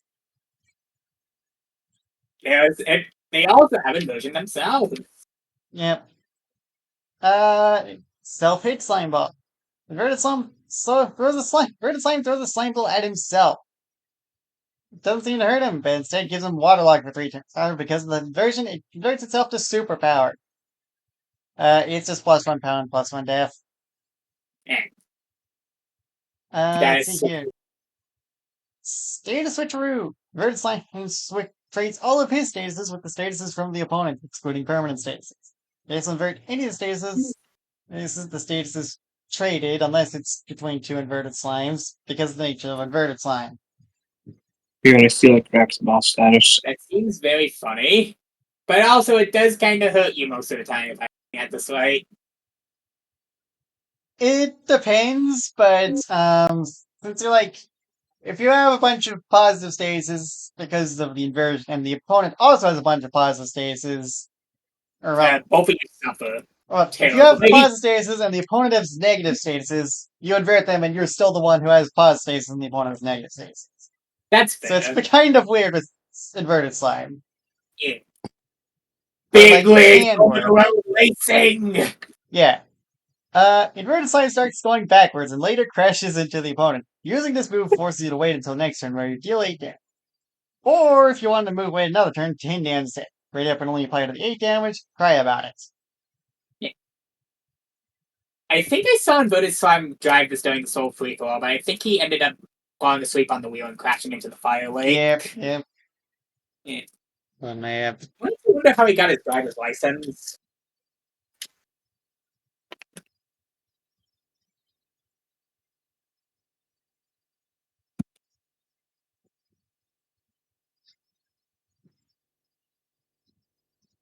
Hold on. Check podcast text. Let me see this. Okay. Time to drive under the influence. I thought the South Phoenix is right under it. we need another free for all. Yeah, we do. Anyways, Poison Heal. Inflicts poison for 3 turns on himself, but because of the inversion, it just becomes HP regen. Birthright makes it inflict Toxic instead. So Lovely. super regen. Final Smash. The ultimate invert. Inverted Slime goes a little bit out of control, as he inflicts inverted on the opponent's team for 5 turns. Inverted being... Inverted is a very funny status. You might know it as pre-reset glitched. All moves deal damage, now heal, and vice versa. All moves inflict statuses, now inflict their inversions. For 5 turns? Yeah. boy. That just kind of kills you. You cannot win in those 5 turns. I mean, if you happen to have a healing move, you could do something with that. But only the target's inverted slime. Well, I mean, to be fair, with inverted slime, the whole inverted status thing becomes kind of a double negative, doesn't it? Because, like, if you remove already, say you remove inflicts, I don't know, pow down. You inflict that on poison on inverted slime, and that becomes pow up. But because it's inverted, you remove actually inflicts pow down. But because it's on inverted slime, it inflicts pow up or pow down. What the fuck? This is the most stupid but somehow roundabout, probably the worst thing he could have gotten for his final snap. And I find that hilarious. Yeah, I mean, to be fair, this does still convert damage to healing. There's nothing about that on inverted slime's passive, but like, this is still incredibly funny. This character is completely stupid. I guess, I guess the thinking is so that they inflict pow down on an ally, so they get pow up. But yeah, it does kind of clash with the passive, doesn't it? Yeah, double negative, as I said. Yeah, I do think on merit of the passive, I think this is probably one of, like, I think we do have to start the discussion at around A tier, given this is an inverter that can Yeah, I wouldn't really put this anything below A tier, just because, yeah, inverted effects is just that strong. I don't know if and I I would go to Ez because I don't think this character's moves are quite as powerful as Hina's. I don't remember what Hina had very well, I but would argue switcheroo being an even more punishing thing in bosses. Because that does mean you can flip whatever you got around onto them. yep. For a reminder, I'm pretty sure this had to be removed in Chaos Emerald. I don't didn't agree with it, but like they can do it. It apparently is that good. I think the other note with that is Poison Heal and Self-Hit Slime Ball also both do well with Stay Switcher, though at the same time, I believe these also can't be used on opponents if... It doesn't say anything about that on these moves. I mean, to be fair, it does start off as a contractor going. Yeah. Also, big damage with big rigs. Drive under the influence. Yeah. I'd still say this is a pretty comfortable A tier. I don't know if I would... Again, I don't know if I would go S, but definitely at least an A tier. Just for the passive alone. It's better than a tower situation because the character is actually built around this. Yeah. Next up, we got Bartholomew Roberts. I remember when me and Lucas decided to do the pilot thing, we were like, we'll get a bunch of sword fighters to go fight Galactica Night with. We did not get a single person in that bunch that used a sword. Yeah. See how that works out. I mean, I didn't know you were doing that, but I do have a pirate with the sword coming up. Hmm. I didn't even know you were doing that, actually. We were doing it. This just worked out very coincidentally with when I decided to make the kit originally. In any case, yeah. So, open fire. Deals 3x2 fire projectile damage. Gale of Plunder.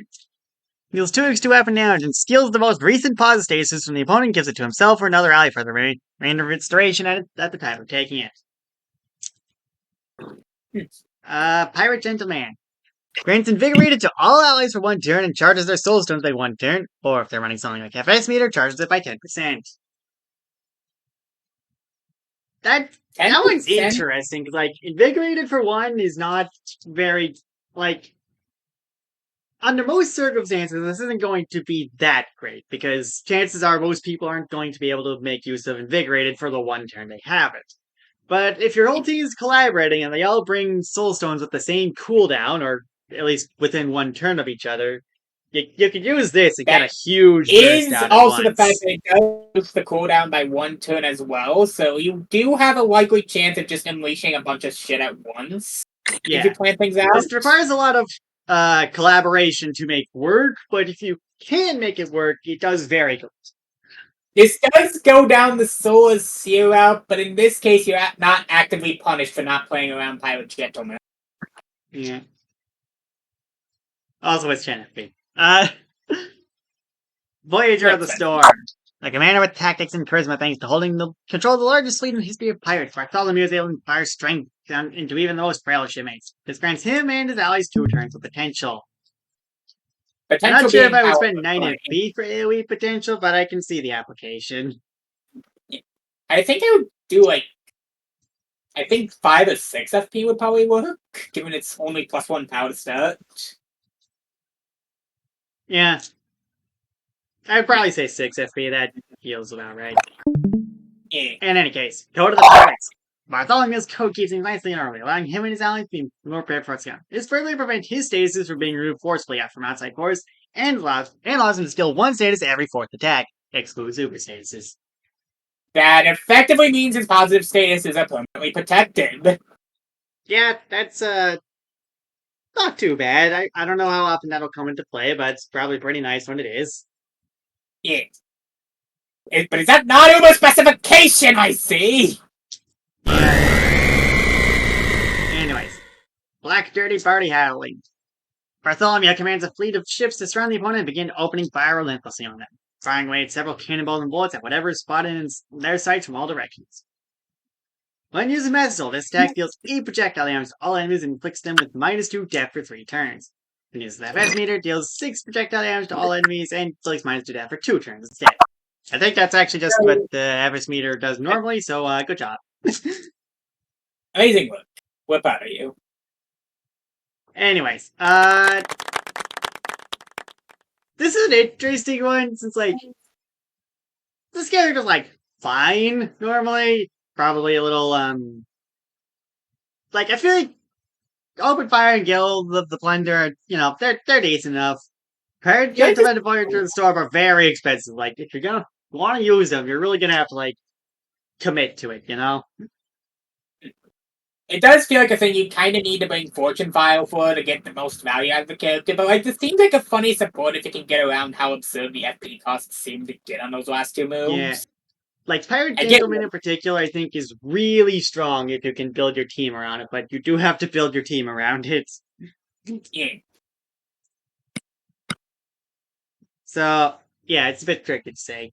Another character to add in the competition of best Soulstone users in the simulations, though. Yeah. I'd still say this is probably a pretty comfortable B tier, just because, again, you have to.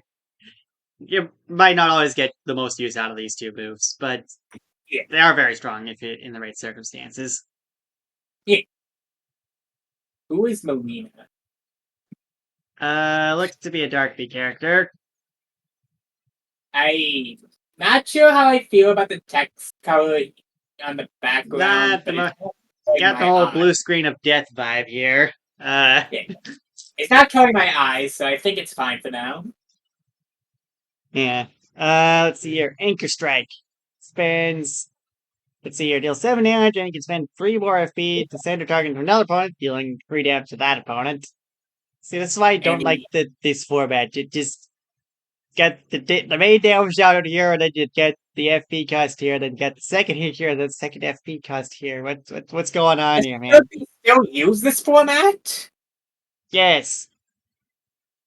I'm surprised they do. I don't. It feels confusing a lot of the time. Yep. Anyway, swirl grouping. Melina causes a whirlwind of water that gathers all the opponents in a single point. The next hit will affect them all, even if it's not multi-target. But only the first of the turn. That's kinda funny, I guess. I can see the application with the anchor. Yeah. It's kinda niche, but like it's can definitely do some things. Yeah. Anyways, Diluvian Rain. Inflicts toxic for 2 turns on 3 foes.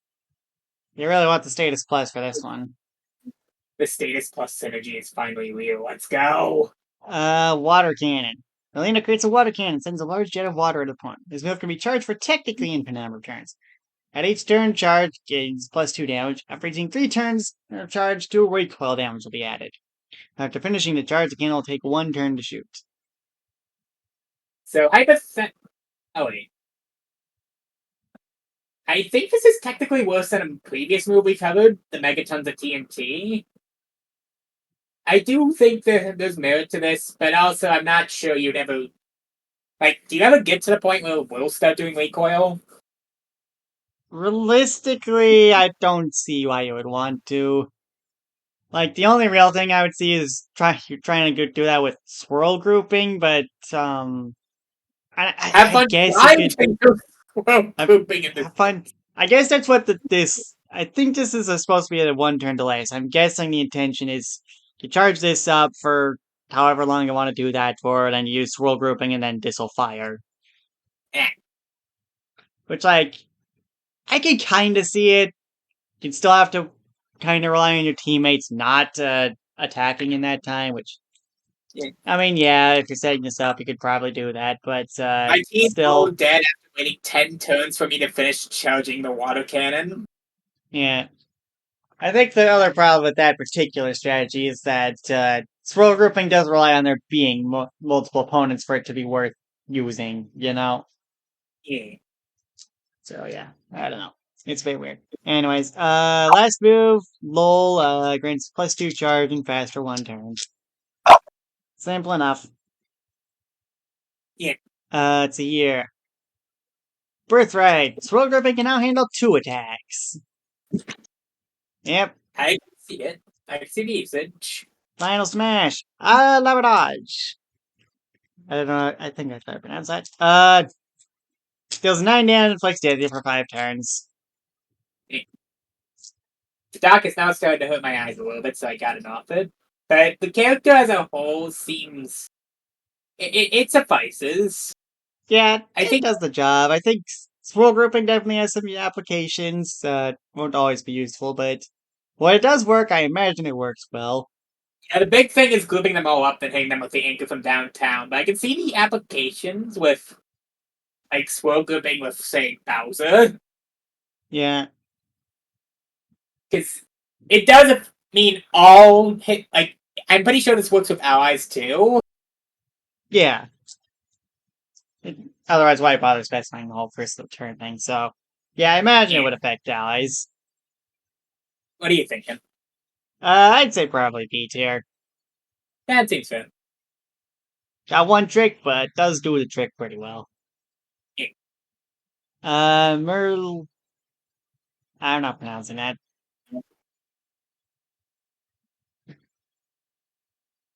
Right, so death penalty deals 3 piercing damage twice to a single target. That is one hell of a name for the first move.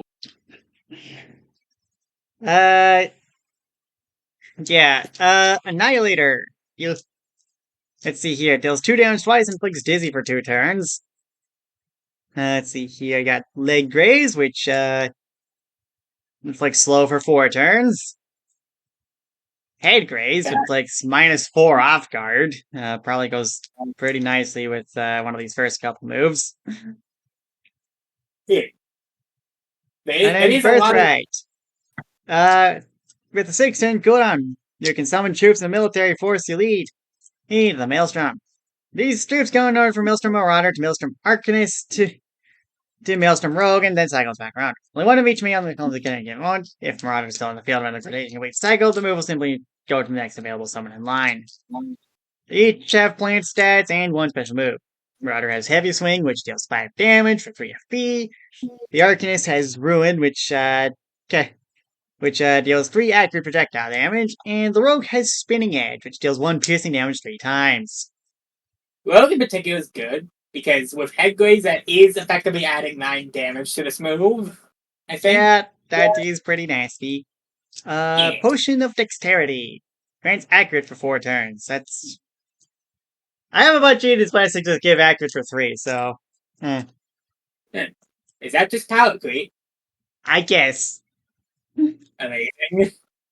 Final Smash. Deals 15 damage to 3 foes. If she has summons out, they'll fire their own cannons, adding an additional target to each, but not more damage. So hypothetically, if your opponent is dead, the Mega Magnetize your target. God. The opponent is dead!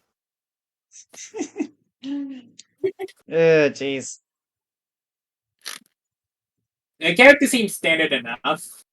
This Yeah. may very well be an issue with my computer not noticing it, but it does feel like a lot of these dots have colors that aren't really favorable. It happens. And this red seems kind of darker than the one you usually do, so I don't know. Let's see here. I mean, seems like a pretty solid kit. You got Daisy, you got Off Guard, you got a multi-hits. Got some pretty decent summons on your birthright. Kind of long cooldown, but I mean, I guess it's to be expected. Yeah. What are you thinking? It's another one I'm kind of debating between A and B on. I take another look. Actually, I do have it again. I'd say B on merit of what I'm seeing move-wise. I think the main thing you're really looking at is the off-guard move. Solely on merit of the fact that we remove the badges that do this. And I guess the army, but the Summon Army themselves have moves that aren't really the most impressive things in the world. Yeah, 6-turn cooldown is a lot, and these guys all have the same stats as your Soul of Nature, bro. Yeah. Which has half the cooldown, I should add. If your job can be replaced by Nature, bro, there might be an issue. Yeah. Alright, next up, we've got Swap Captain Phantom, who doesn't use Design on the tier list anymore. It's got a lot cooler of a one now. I like this new design. Yeah. By the way, what tier? Put in B. Got it. Anyways, let's take a look at Captain Phantom Swap, but cooler. The one on the tier list does not use his code doc, so I'm gonna quickly go to the main sheet. And also Dragon Soul, I guess. Yep. Right, so first up, we got Spectral Flame, which deals 4 infiltrating damage and can also inflict soft burn for 3 turns if you spend a little bit extra FP on that. Yeah. Let's see here, we got Pirate Booty, which allows you to steal an opponent's item. And if the opponent has no items but has a move that generates them, you can instead steal the move for 2 turns, which prevents that person from using said move during that time. You can also steal 50 coins, or you can just get a treasure chest to get 100 coins. So if you can do that, it'll have a 2-turn cooldown. Some good versatility. The treasure's probably underground.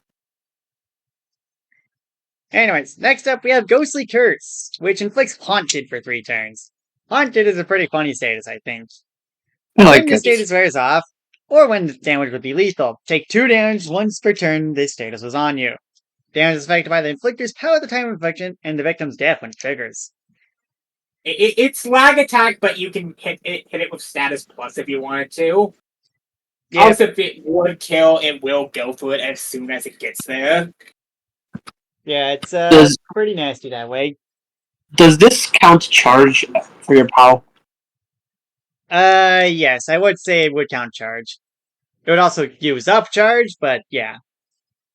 Yeah, that makes sense. Still, oh my god. Anyways. I think one other funny thing I could see is if you can get the turns up high enough, bring in status ailment and use that tick down move to immediately cause the status to end.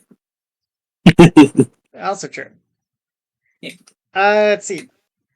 Aside from just, getting haunted and all the other effects, you get some benefits against people that are haunted. Spectral Flame inflicts -1 death for 3 turns against people with haunted, and Pirate Booty can steal 2 items, 75 coins, or steal the item generating move for 3 turns. MP Dice beware. The character that counters MP Dice is real. Yeah, -1 death in particular is of note because, oh hey, this is affected by the victim's death when it triggers. Yeah. I'm not sure how I feel about it being 5 FP, given this is the cost we gave lag attack, but I do see why these are here. Yeah. For what it's worth, it being a status does also give us some weaknesses, like, say if the opponent has immune, or a status cure, or a status invert. I don't think we made an inversion for Haunted yet, but, you can probably imagine what it would do. Yes, I will heal myself for every turn this is on, the next 66 turns. Anyways, Phantasm. You gain Ghost for 3 turns, and, yeah. All of your moves get buffed during this time. Spectral Flame now becomes piercing and accurate, and gets the ability to target 2 people by spending 4 extra FP. Captain Phantom can now immediately use or spend whatever he steals or gains from Pirate Booty. Nice if you didn't bring lightning item. Ghostly Curse now deals 1 additional damage per hit. They can imagine the applications of that.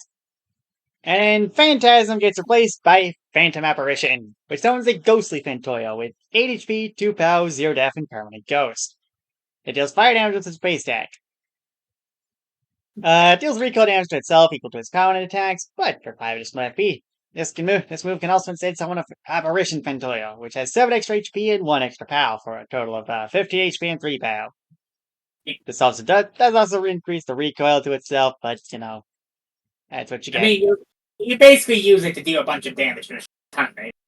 I do consider Fantoyo as more like storage. The HP is just damage storage, effectively. In some ways, yeah. Damage you deal to the opponent. The Fantoyos can only be healed by FP healing, though you can also target them with Spectral Flame or Ghostly Curse to heal them for any damage they would normally deal, with the latter of which activating immediately before they run out of HP for any reason. I think that is just kind of the haunted version. Pretty much, yeah. There A couple more things with Phantasm. If you spend 5 extra FP when starting the move, you'll gain invisible instead of ghost. Just be mindful of the invincible clause and your FP. If Captain Phantom is lingering soul equipped, his badges will reactivate when under Phantasm's effects. However, the move will also gain a 6-turn cooldown after it wears off, and he still can't be healed back to life without a revive. It does mean you can get your FP back in order, though, which makes this character really good with lingering. Yep. I think lingering does need a few special synergies to make it beat out Determined Will at this point, so this is nice to see. Yeah, as it turns, I mean, to be fair, like I thought with lingering will is that if you're dead, you probably shouldn't get to play the game fully, but it's still nice to be able to have some insurance just to still get to play the game a bit. Yeah, I get the effect of it. Wait, hold on. Why is this Soul Stone specification with? Oh, wait, because you can still use Soul Stones have their full effects, but they have their cooldowns doubled. I realized for a second, because I realized those would technically be badge moves. Yeah. What would happen if the heavy is dead equipped Lingering Soul? Ghost the Heavy! Yeah. In general, my thought process with this incarnation of Swap Captain Phantom was basically I wanted to, for Captain Phantom, it was pretty cool, but it doesn't really do much, Phantom-related things, and I kind of wanted to do that with Swap here. Good angle. Yeah. I do appreciate the Swap design. So what happened to the As an Wind addition, Gem? though, because I don't think I'm going to get a better opportunity to mention this, the entire reason Captain Phantom and Sir Cyclone swap was because I thought it would be cool to swap the final boss with the secret boss. Oh, okay, yeah, that's clever. Oh, did you have Sir Cyclone prepared as the actual secret boss the entire time, but never got the chance to ever really do anything with that until now? I don't know if they I don't think I had the super boss plan the whole time, but I know I had him. At the very least, what I wanted to do with him and Nico planned for quite some time. I see. Yep, that is a very cool swap. Yeah. Anyways, to wrap things up here, Birthright. Captain Phantom may now spend 2 FP to move again after using Phantasm. That's probably pretty nice to have because Ghost is going to tick down the same turn regardless, so this basically just gives you an extra turn of your powered up moves. Yeah. The Ghost Gem? Right. His Blessing. Captain Phantom's next 3 moves gain the buffs and Phantasm even if he's not in the form. Wait, hold on, this isn't accurate to Pokemon! It's only the next move! What gives? And lastly, Eternal Curse. Captain Phantom releases a terrible curse upon his foes, inflicting Haunted on all foes for 66 turns. If Captain Phantom is defeated before Haunted procs, it will be cured with no damage dealt. Still, don't wait too long or else you'll become a ghost yourself. Also, with Final Smash Meter, this only inflicts Haunted for 5 turns, because You didn't have somehow to I know. don't think inflicting Haunted for, what would the duration be on this? Points for 50 turns, would be that much of a downgrade. I know, man. That was totally fair. Yeah, yeah. I think this is a very funny Final Smash.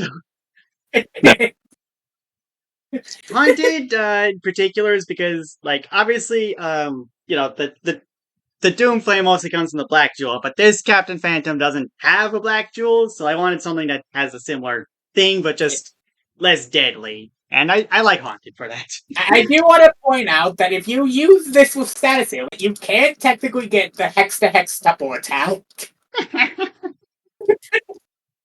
66 hits of finally Leo. Let's go. Let's fucking go. Anyways. What are we thinking? I'd say, honestly, like, Haunted is just pretty good. Yeah. Haunted, So and what just, exactly he gets a lot of happened to good the stuff out of Phantasm. So what happened to the gem Captain Phantom had? Because I imagine that was an actual plot. Current point in time, it is most likely still in that cave where Captain Phantom found it. In the main universe. I see.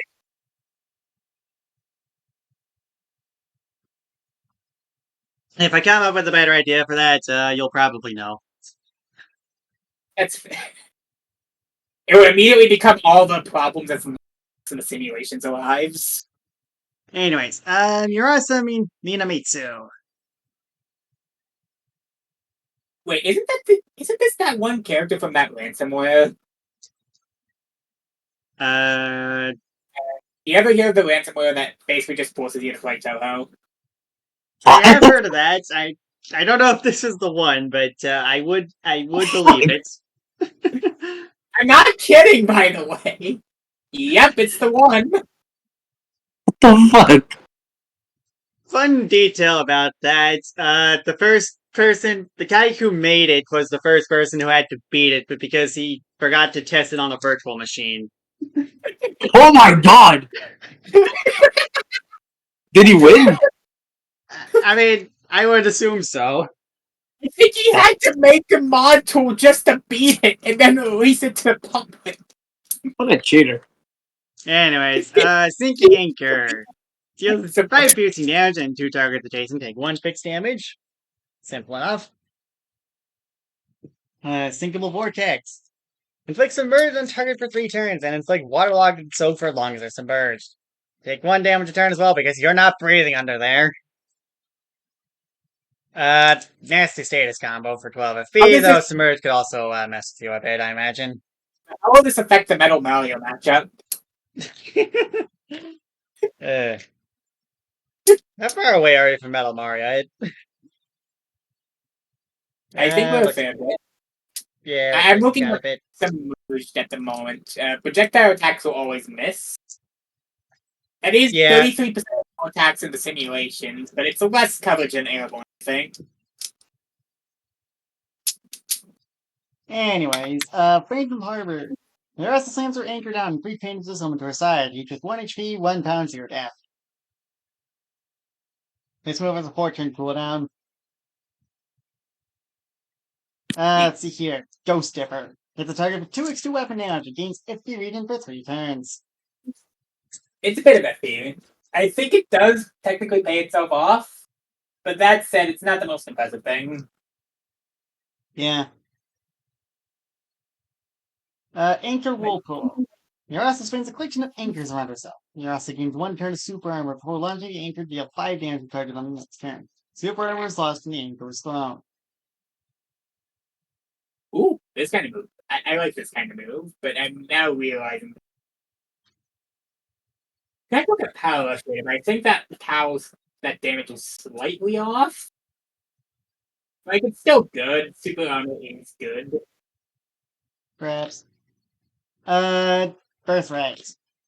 Yurasa's attack spins target with a water status are now accurate. I'd say this is good, but they have exactly two water statuses, and both are on the 12 FP move. Yeah.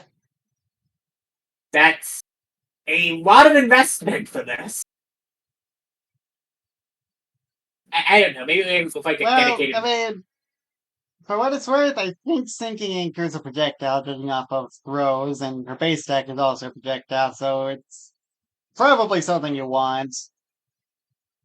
Wait, are you telling me she gets screwed over by her own move?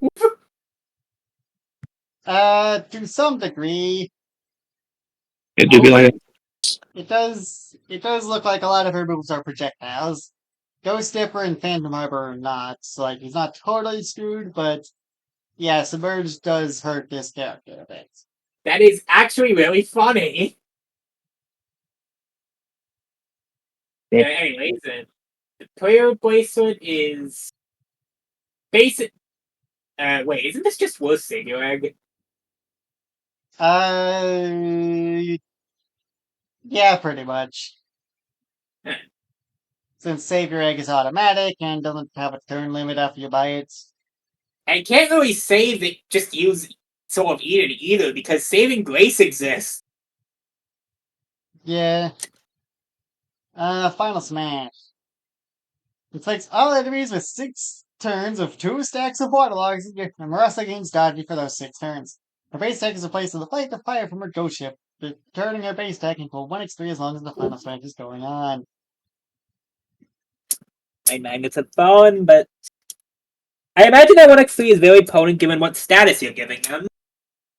Yep, the 2 stacks of waterlogs. Not only are you not exactly going to be able to do much to them, also they are kind of birthrights. Oh, right. Also, you can't even avoid it. You're just kind of dead. Yep.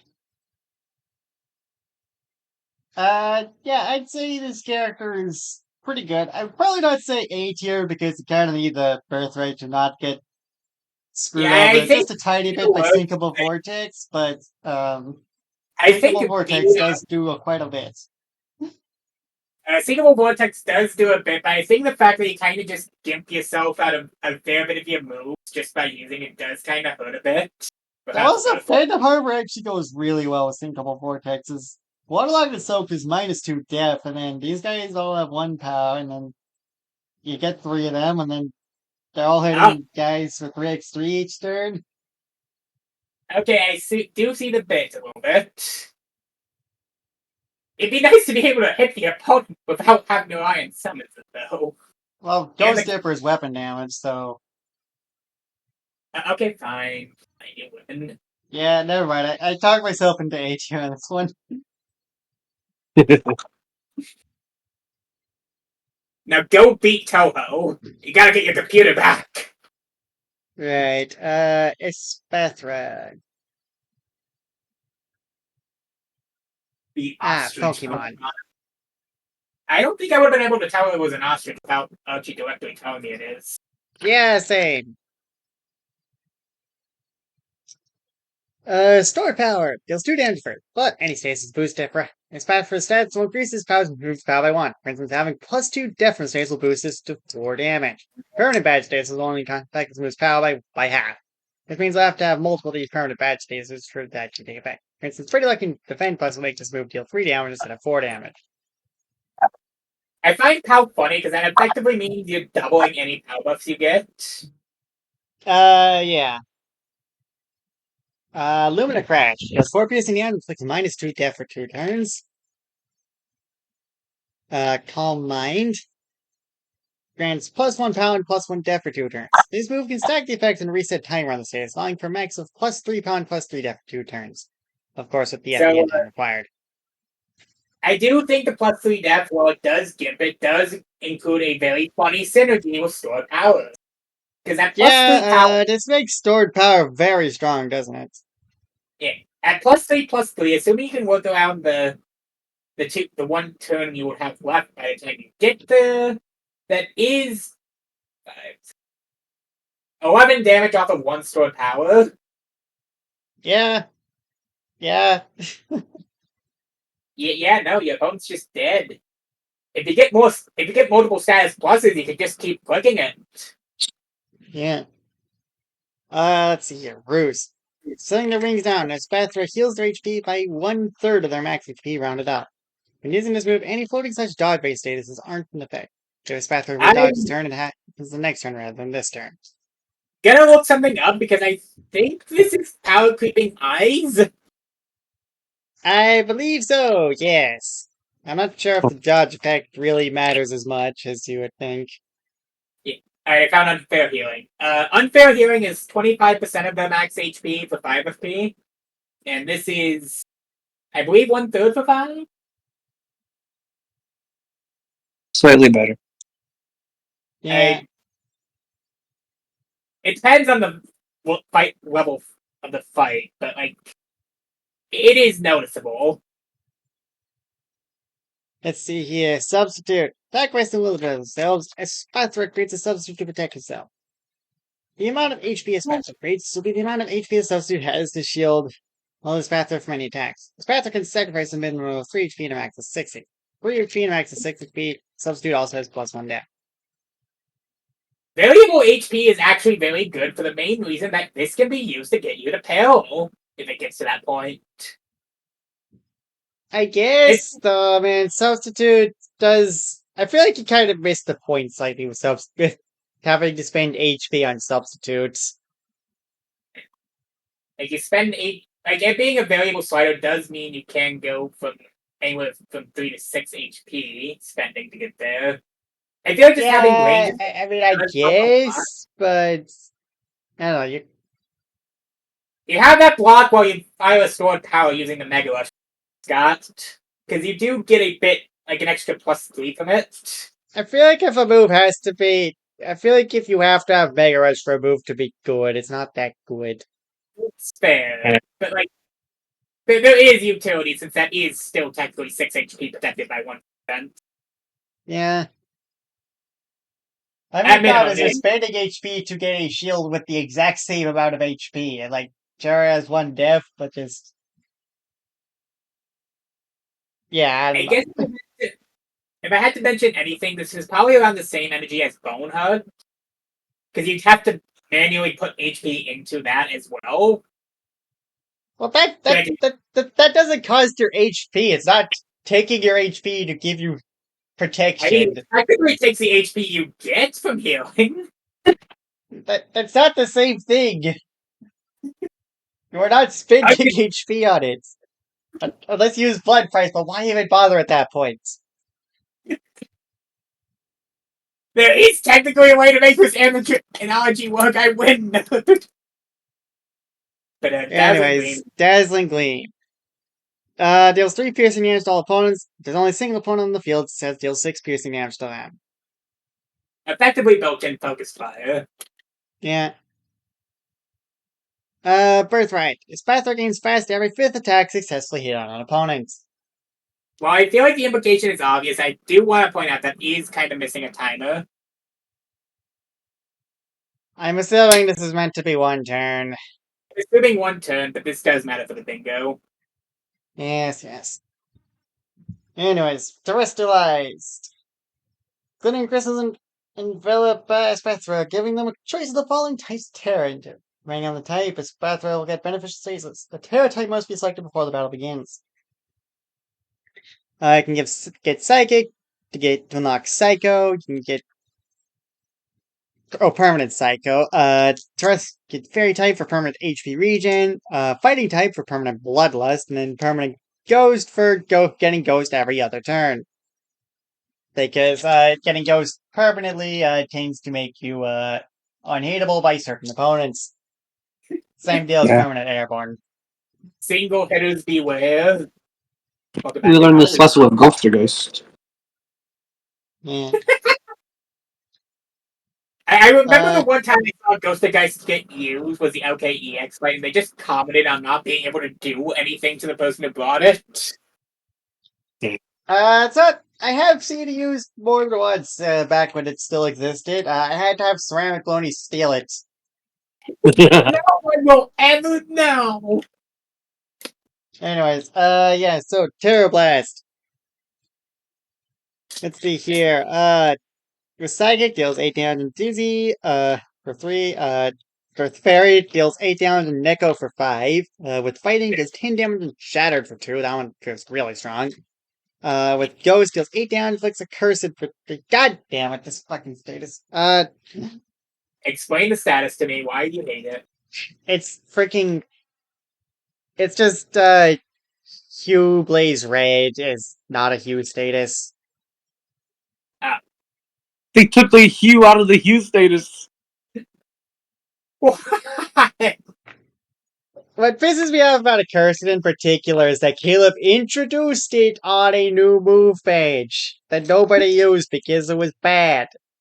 The only reason the status still exists is because someone decided to put it in the status contest that one time. Yeah. Which was also around this time. And then we removed it. Anyways.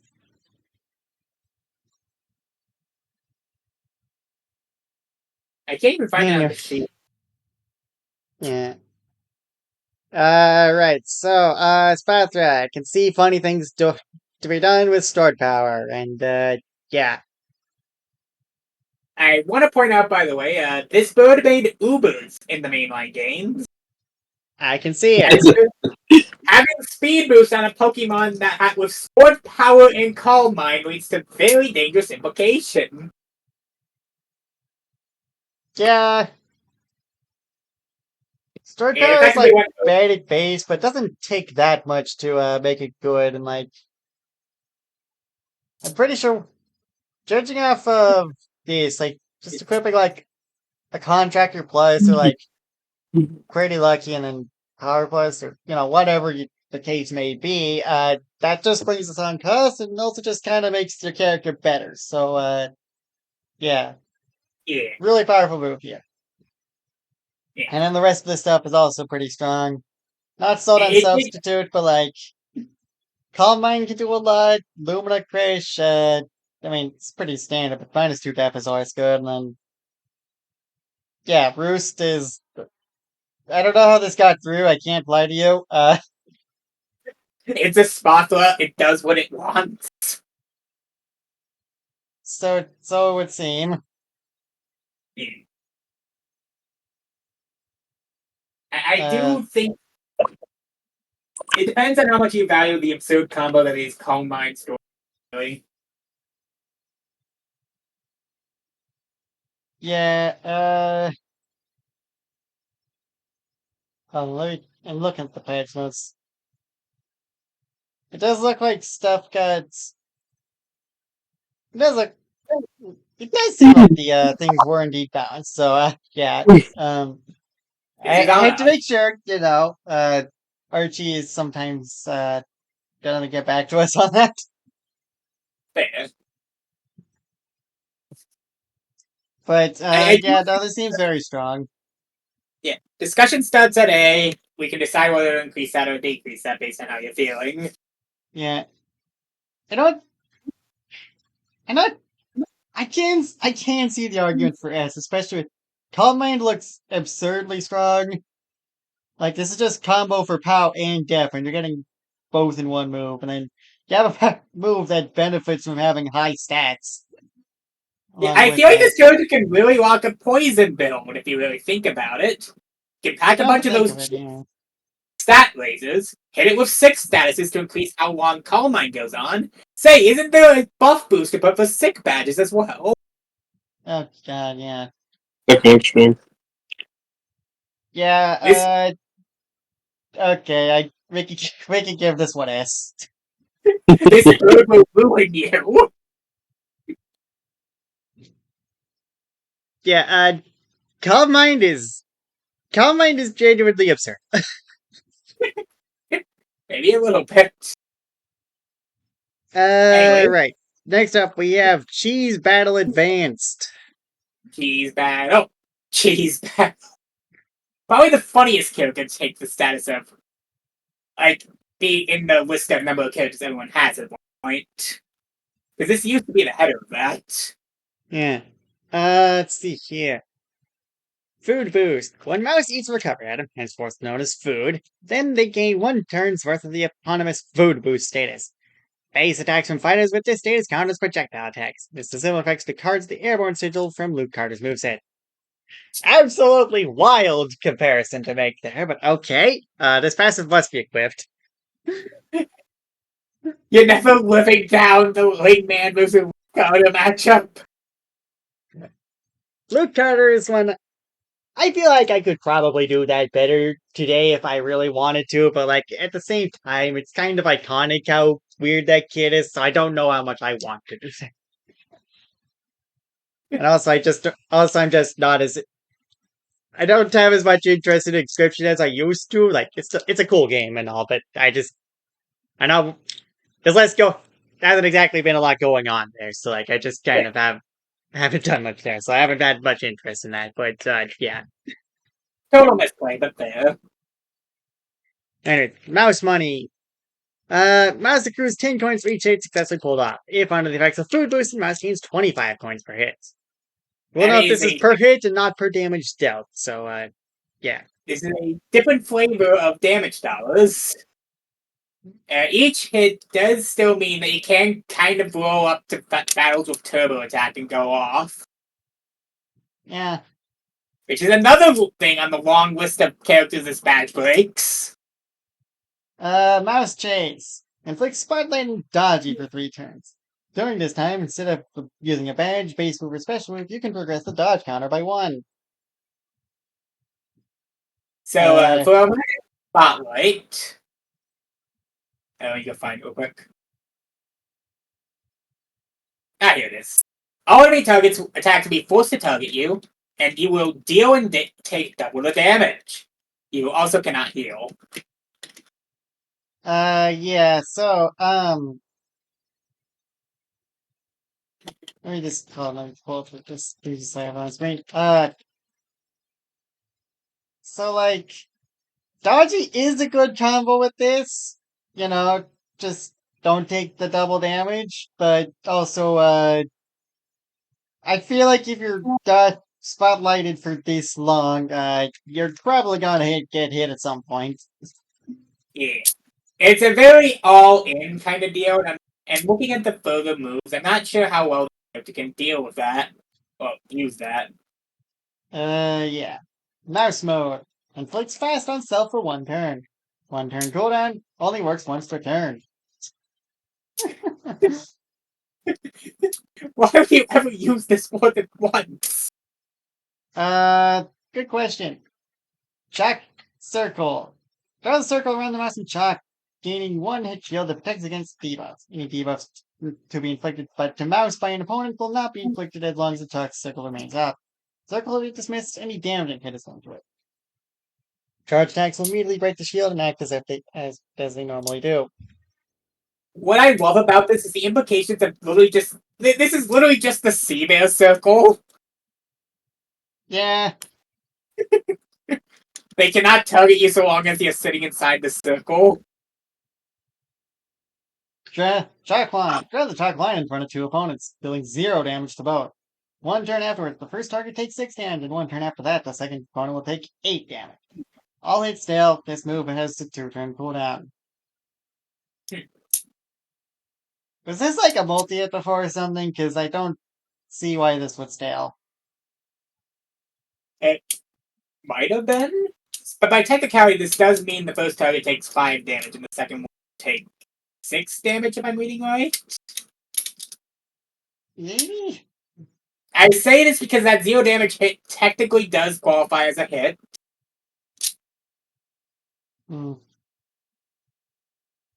Well, anyways, trap tile.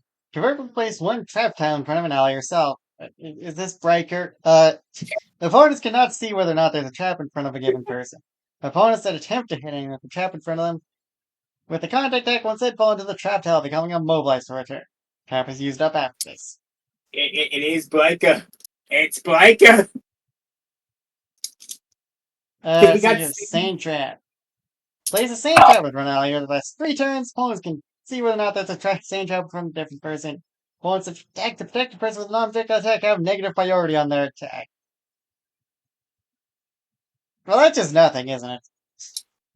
Maybe a little bit. Desperate Bite.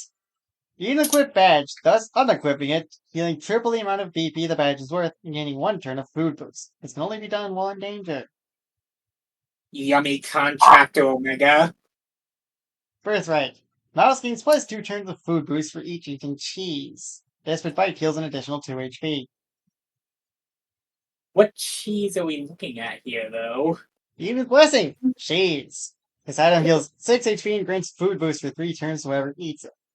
Only 1 cheese may be in a fighter's inventory at a time, else any other cheese will turn into moldy cheese item at turn's end once the least of one cheese is eaten. When moldy cheese is eaten, the eater will get you poisoned for 1 turn and make you sad for 3. I would be sad too if I ate cheese. Cheese Banquet. Summons 5 cheese items, see above, into allies' inventories, distributed however the user chooses. If used by FS meter, summons 2 cheese items.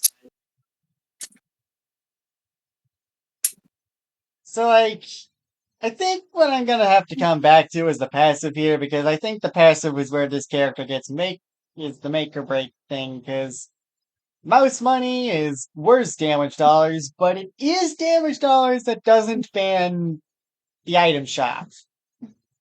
I think the implications are obvious, but I think there's 2 notes I do need to make that does make this worse than MP though.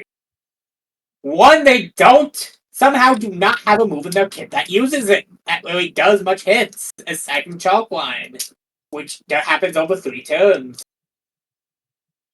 The second is that because of how this character works, they have to abide by the spending cap.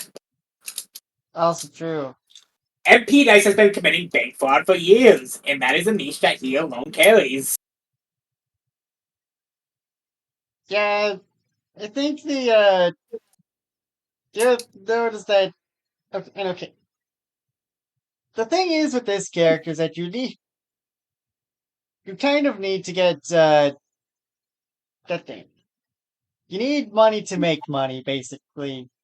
You need to use healing items to actually get a food boost, but the food boost only lasts for 1 turn, and the food boost is what gives you your money.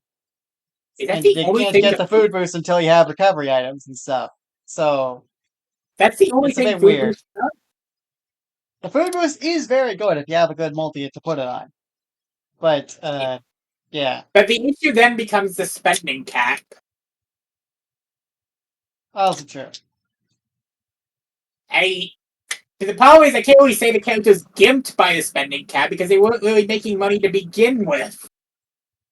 Yeah, the moves themselves are like serviceable. Mouse Chase is probably going to hurt me more than it helps, I'll be honest with you. While Turbo Attack breaks this character, it is required to even use this character to be in the first place. Yeah. I still think Mouse Money is potentially pretty good, but it's the kind of good you have to really build around. Yeah. Overall, I'm not sure I can say this is a high tier. On merit of how it goes about its kit. So, probably like B or C tier. I'm leaning C, personally. Yeah. Cheese Battle Advanced. It's a shame because I love how ridiculous this character is. It just needed to have something that can work with its passives. Yeah. Next up, we got Hakuma Tuma Hakutama Hatukaku. Hakuma Matata, man. That's what I'm calling him. Yeah, okay. I hate but I'm getting pretty tired, so I think I should probably head out now. That's Good night, y'all. Wait, do you have the bingo card? I did not know. So. That is understandable. Good night. See y'all. Okay. Good night. Peace out. When Hakuta Kuman falls into danger, he transforms into a powerful monster, shifting his shape and becoming far more powerful in the process. This grants him +1 POW and white attack, which Makes your attacks hit one more target at the cost of not being able to heal past danger anymore. Any healing you receive will be nullified. None of the special moves gain damage or range boost. It I just say I'm not this. sure if this means to cause the passive slot if you can't heal past danger, but I am looking down and seeing that all the do get buffed by this. Yeah. I say this and I'm looking at the cover being technically worse.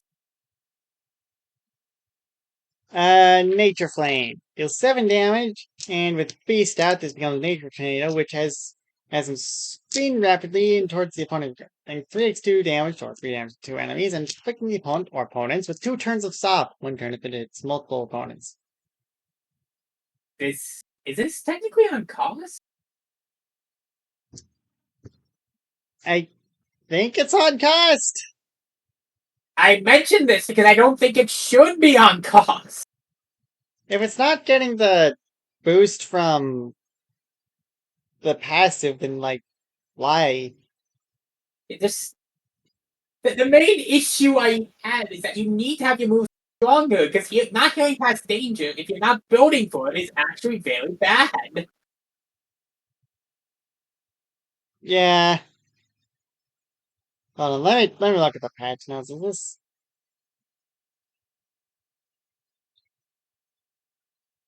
Hold on.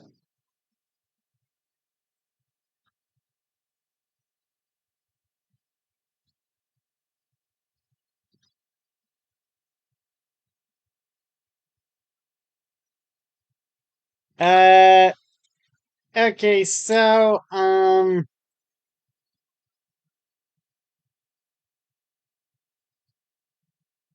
apparently, this was a nerf that, we applied, since Beast Out, we made Beast Out do +1 power and +1 target, but, we also specifically made it not affect special moves, and, I think we blame Lucas for this, since, Hey, let me go send his 2 weeks notice in. Hey, let me go find the image again.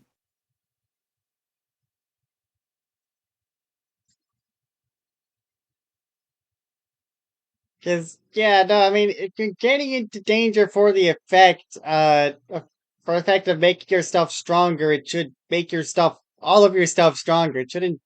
Yeah, it It is. shouldn't just not apply to the main stuff you would want to use. Just bringing try attack is a necessity on this character if you want to use the passive, because that will actually turn into a beast of a move that gives 3x3 damage to 2 people. Like, I think on one hand, I get it, because that does make this quite powerful.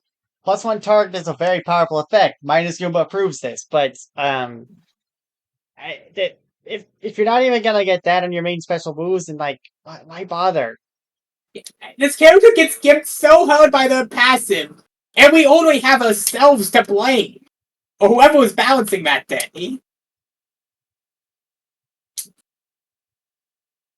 We owe this character an Jeez. What do we have for the Let's rest see of the mode? here. Quick Slash. You'll 6 priority damage, but if you miss, it's a failed attack and you'll trip and fall over, taking 3 fixed damage instead. While Beast Out is active, the attack will also pierce defense, and if it misses, you'll not take damage from tripping. I'm not sure how much time that trip will matter, because there's no way you use this on a miss. Yeah. But the piercing does. Recover is 7 HP heal that becomes less healing for less FP in danger. Which is. Wow. That is. Pick Skipper, if you're watching this, we're sorry for what we did to your character. Jeez. You had to Birthright. Beast Out will now activate when Hakutakuman reaches half health at the cost of this character being inflicted with -1 death for as long as he isn't in beast form. Akuma Matata may need no We've got- worries, but there's very much some worries with how much of a downside that -1 death is just for getting a little bit of a higher range. Yeah, you also just can't heal in this, so This birthright sucks. Yeah, I mean, the passive. This one feels like it should be really strong, and like to an extent it is, because again, you can use this on your badge attacks and all that. But the not affecting your special moves just ugh. I, I'm at a loss for words, honestly. How did we ruin this character this badly? This character could have been so good. Hold on, like Like, I still probably would have said B if the character special moves got affected by it, but like, they could have been so good. Extra targets helps a lot. alright, I'm looking at the balancing board to see what this one is. Hey, Let's see.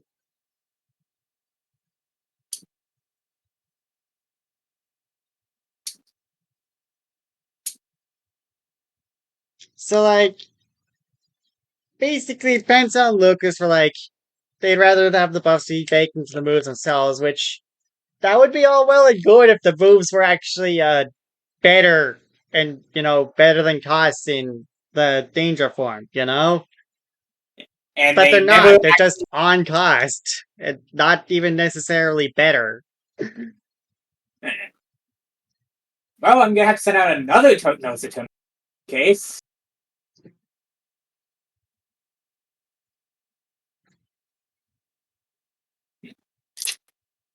Yeah. So yeah. Pro tip to anyone, any of you guys watching: we here at the Balance Council are not perfect. We mess up sometimes. You have the right to call us out if you think we did a very bad job at your character. Yeah. As it stands, I can't see myself putting this character any higher than C tier. I would honestly say D because of how much the passive screws them over when it activates. Yeah. And okay, there are ways you could use the passive to your advantage and stuff. Because There like, is technically ways to do it, but the fact that you can't do any of that with your special moves is very bad. yeah, You use a character for their specials, right? usually. Anyways, next up we've got the Bell. I like this character's design. D. Yep. It's been a bit since I've seen a plain white dog, so I respect it.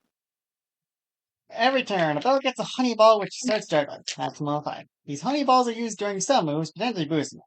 The Bell starts with 0 honey balls and she'll always use the maximum amount of honey ball in each move except if told otherwise.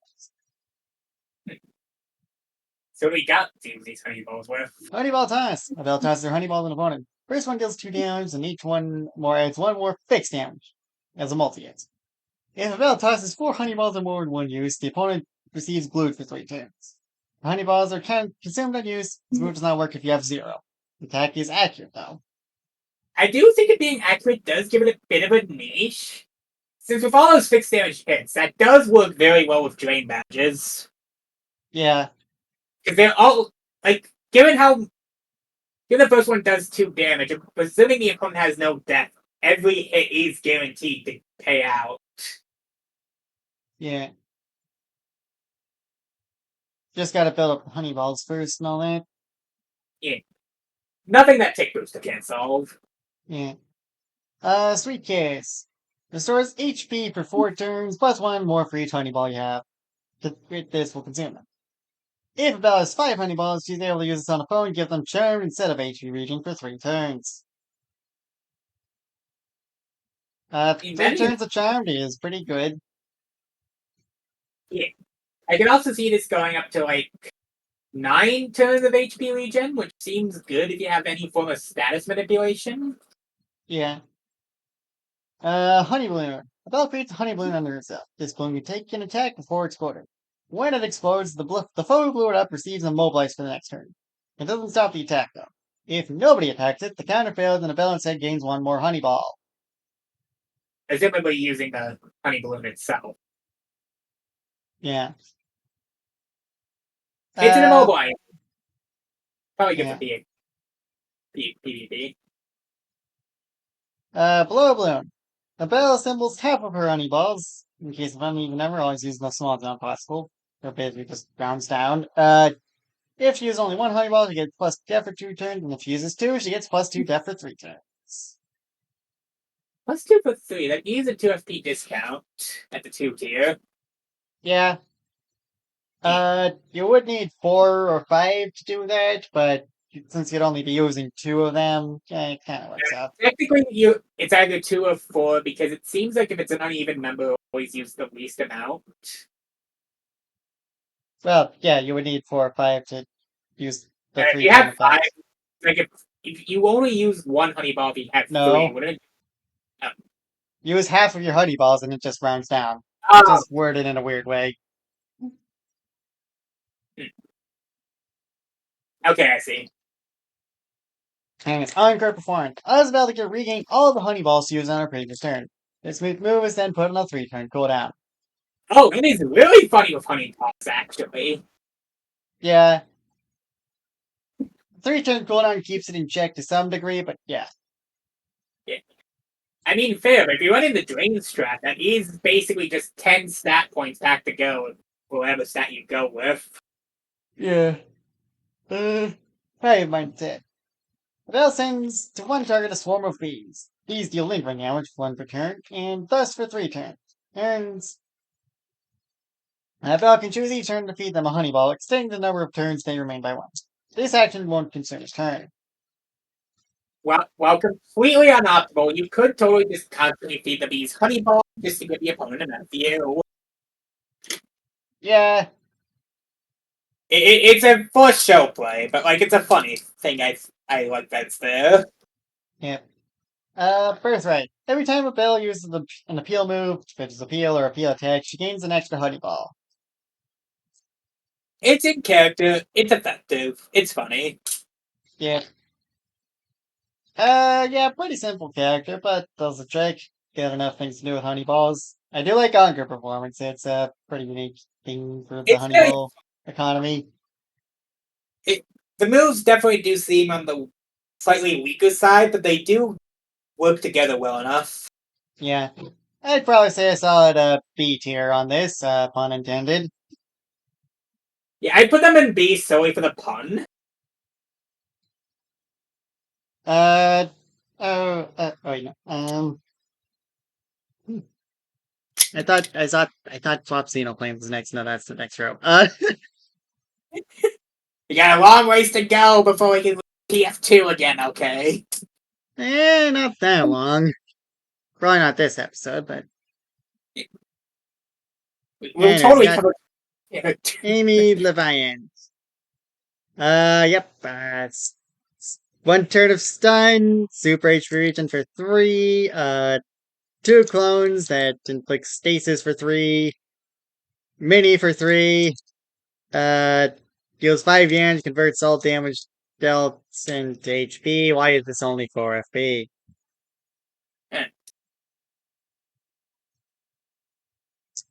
Yeah, these. Birth, hold on. Birth, whenever anytime heals someone, she heals herself for half of the HP rounded up. Does this character have any healing moves? Oh wait, hold on. The healer O can also heal 6. Okay, you can use this, but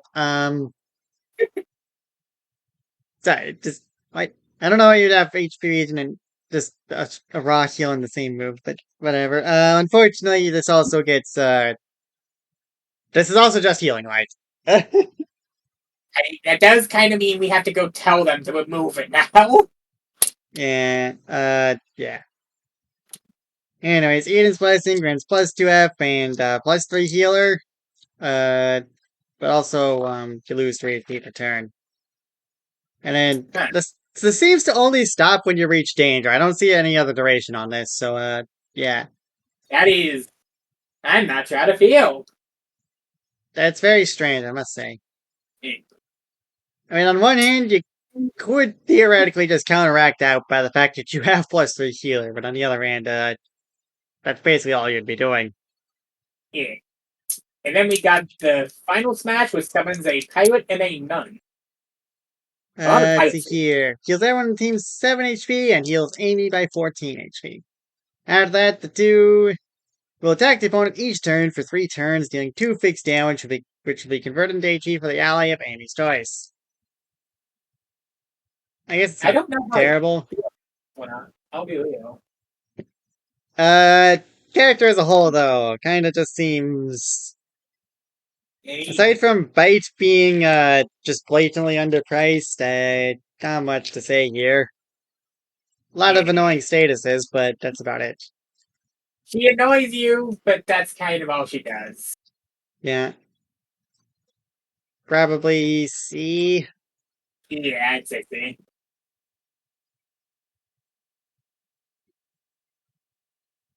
Let's see here. Someone gets Spec Knight, not sure if we'll get there, but it's at least knock out Azusa. Yeah. Let's see here. You got 9 damage, 3 damage, and -2 depth for 2 turns, Bloodlust for 3, and Magnetize for 2. Uh, let's see here. You get plus X charge, where X is the amount of negative statuses on your opponent. If there are no negative statuses on the opponent, then you just get 2.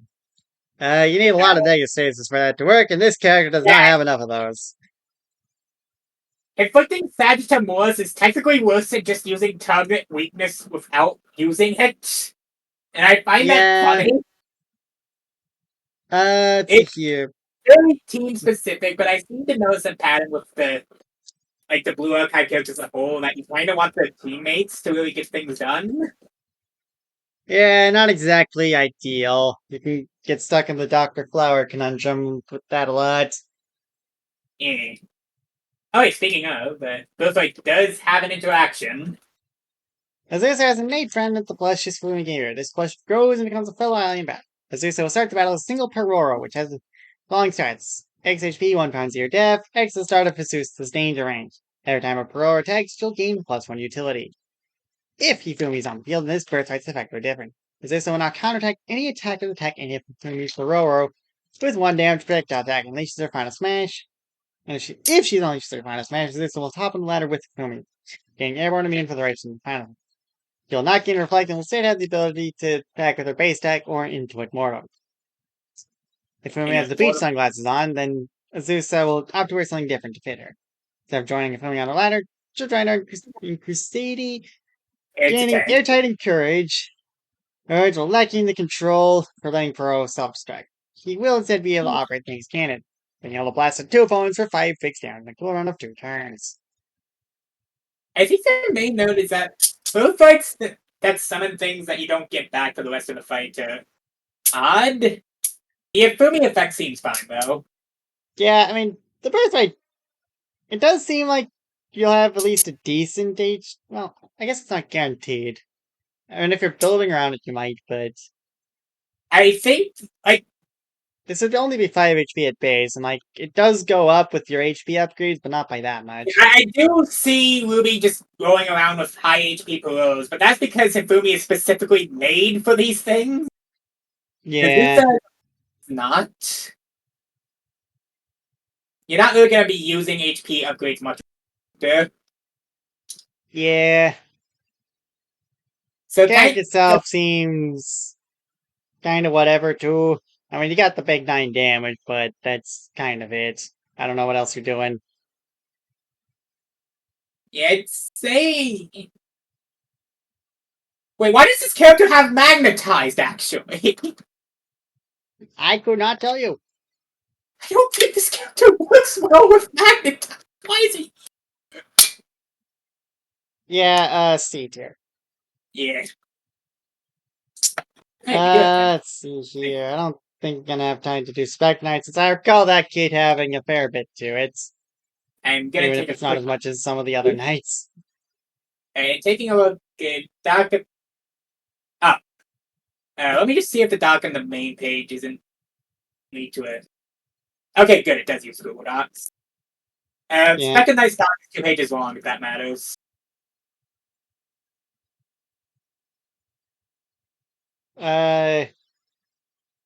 Yeah, I guess not that long. Yeah, sure, we can look at this real quick. Hey. Anyways, Spec Knight. I actually did intend to do Spectre Knight. I just kind of got caught up with. I wanted to do Plague Knight first, and Plague Knight is a bit of a mess. So, Like not being yeah, one of the first, given they would technically a mini boss in base game is funny. yeah. I mean, I I mean, they might have a still do door on Spectre Knight at Will. some point just to complete the set, but yeah. Yeah. Being the only boss Anyways, who technically has a kill count on Will, I do think they did need some respect for moveset. yeah. Right. So, at the start of the fight, Spectre Knight can choose to wear the Raiment of Risk. It cuts his max HP in half from down, but it gives him +1 power when Spectre Knight gets 1 FP healing a turn. This does technically mean that I think the character is one of the only characters that can skirt around the ban to HP havers with Ninja. I guess. But of course, can't really consider that for the actual ranking. It's a funny niche, though. Yeah. But I mean, oh, half HP for Power Plus and Happy Flower seems like a decent enough deal. Depends on the fight, of it's course, still a but. good play, really. Anyways, Okay, Dash Slash. Deal 5 damage become airborne this turn. Airborne time cannot be increased. that feels underpriced. Wasn't Dynafeather like 2 FP for the airborne turn?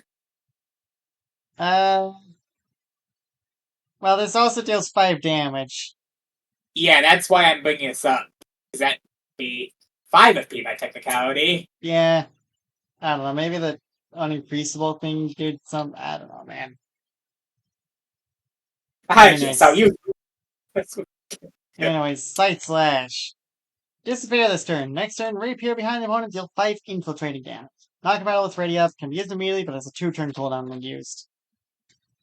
I'm seeing why this character brought basically made the passive brain of confusion during this whole free for all. Yeah. No one mentioned it. We covered a lot of people that were there today. Yeah, I think this is kind of close to when the Soul Free for All happened, so, yeah, people probably brought Yeah. the most recent characters. At least a Scythe few of them. Toss is a dual Scythe attack. Toss. Throws a scythe at an opponent like a boomerang, dealing his power to them this turn and next turn.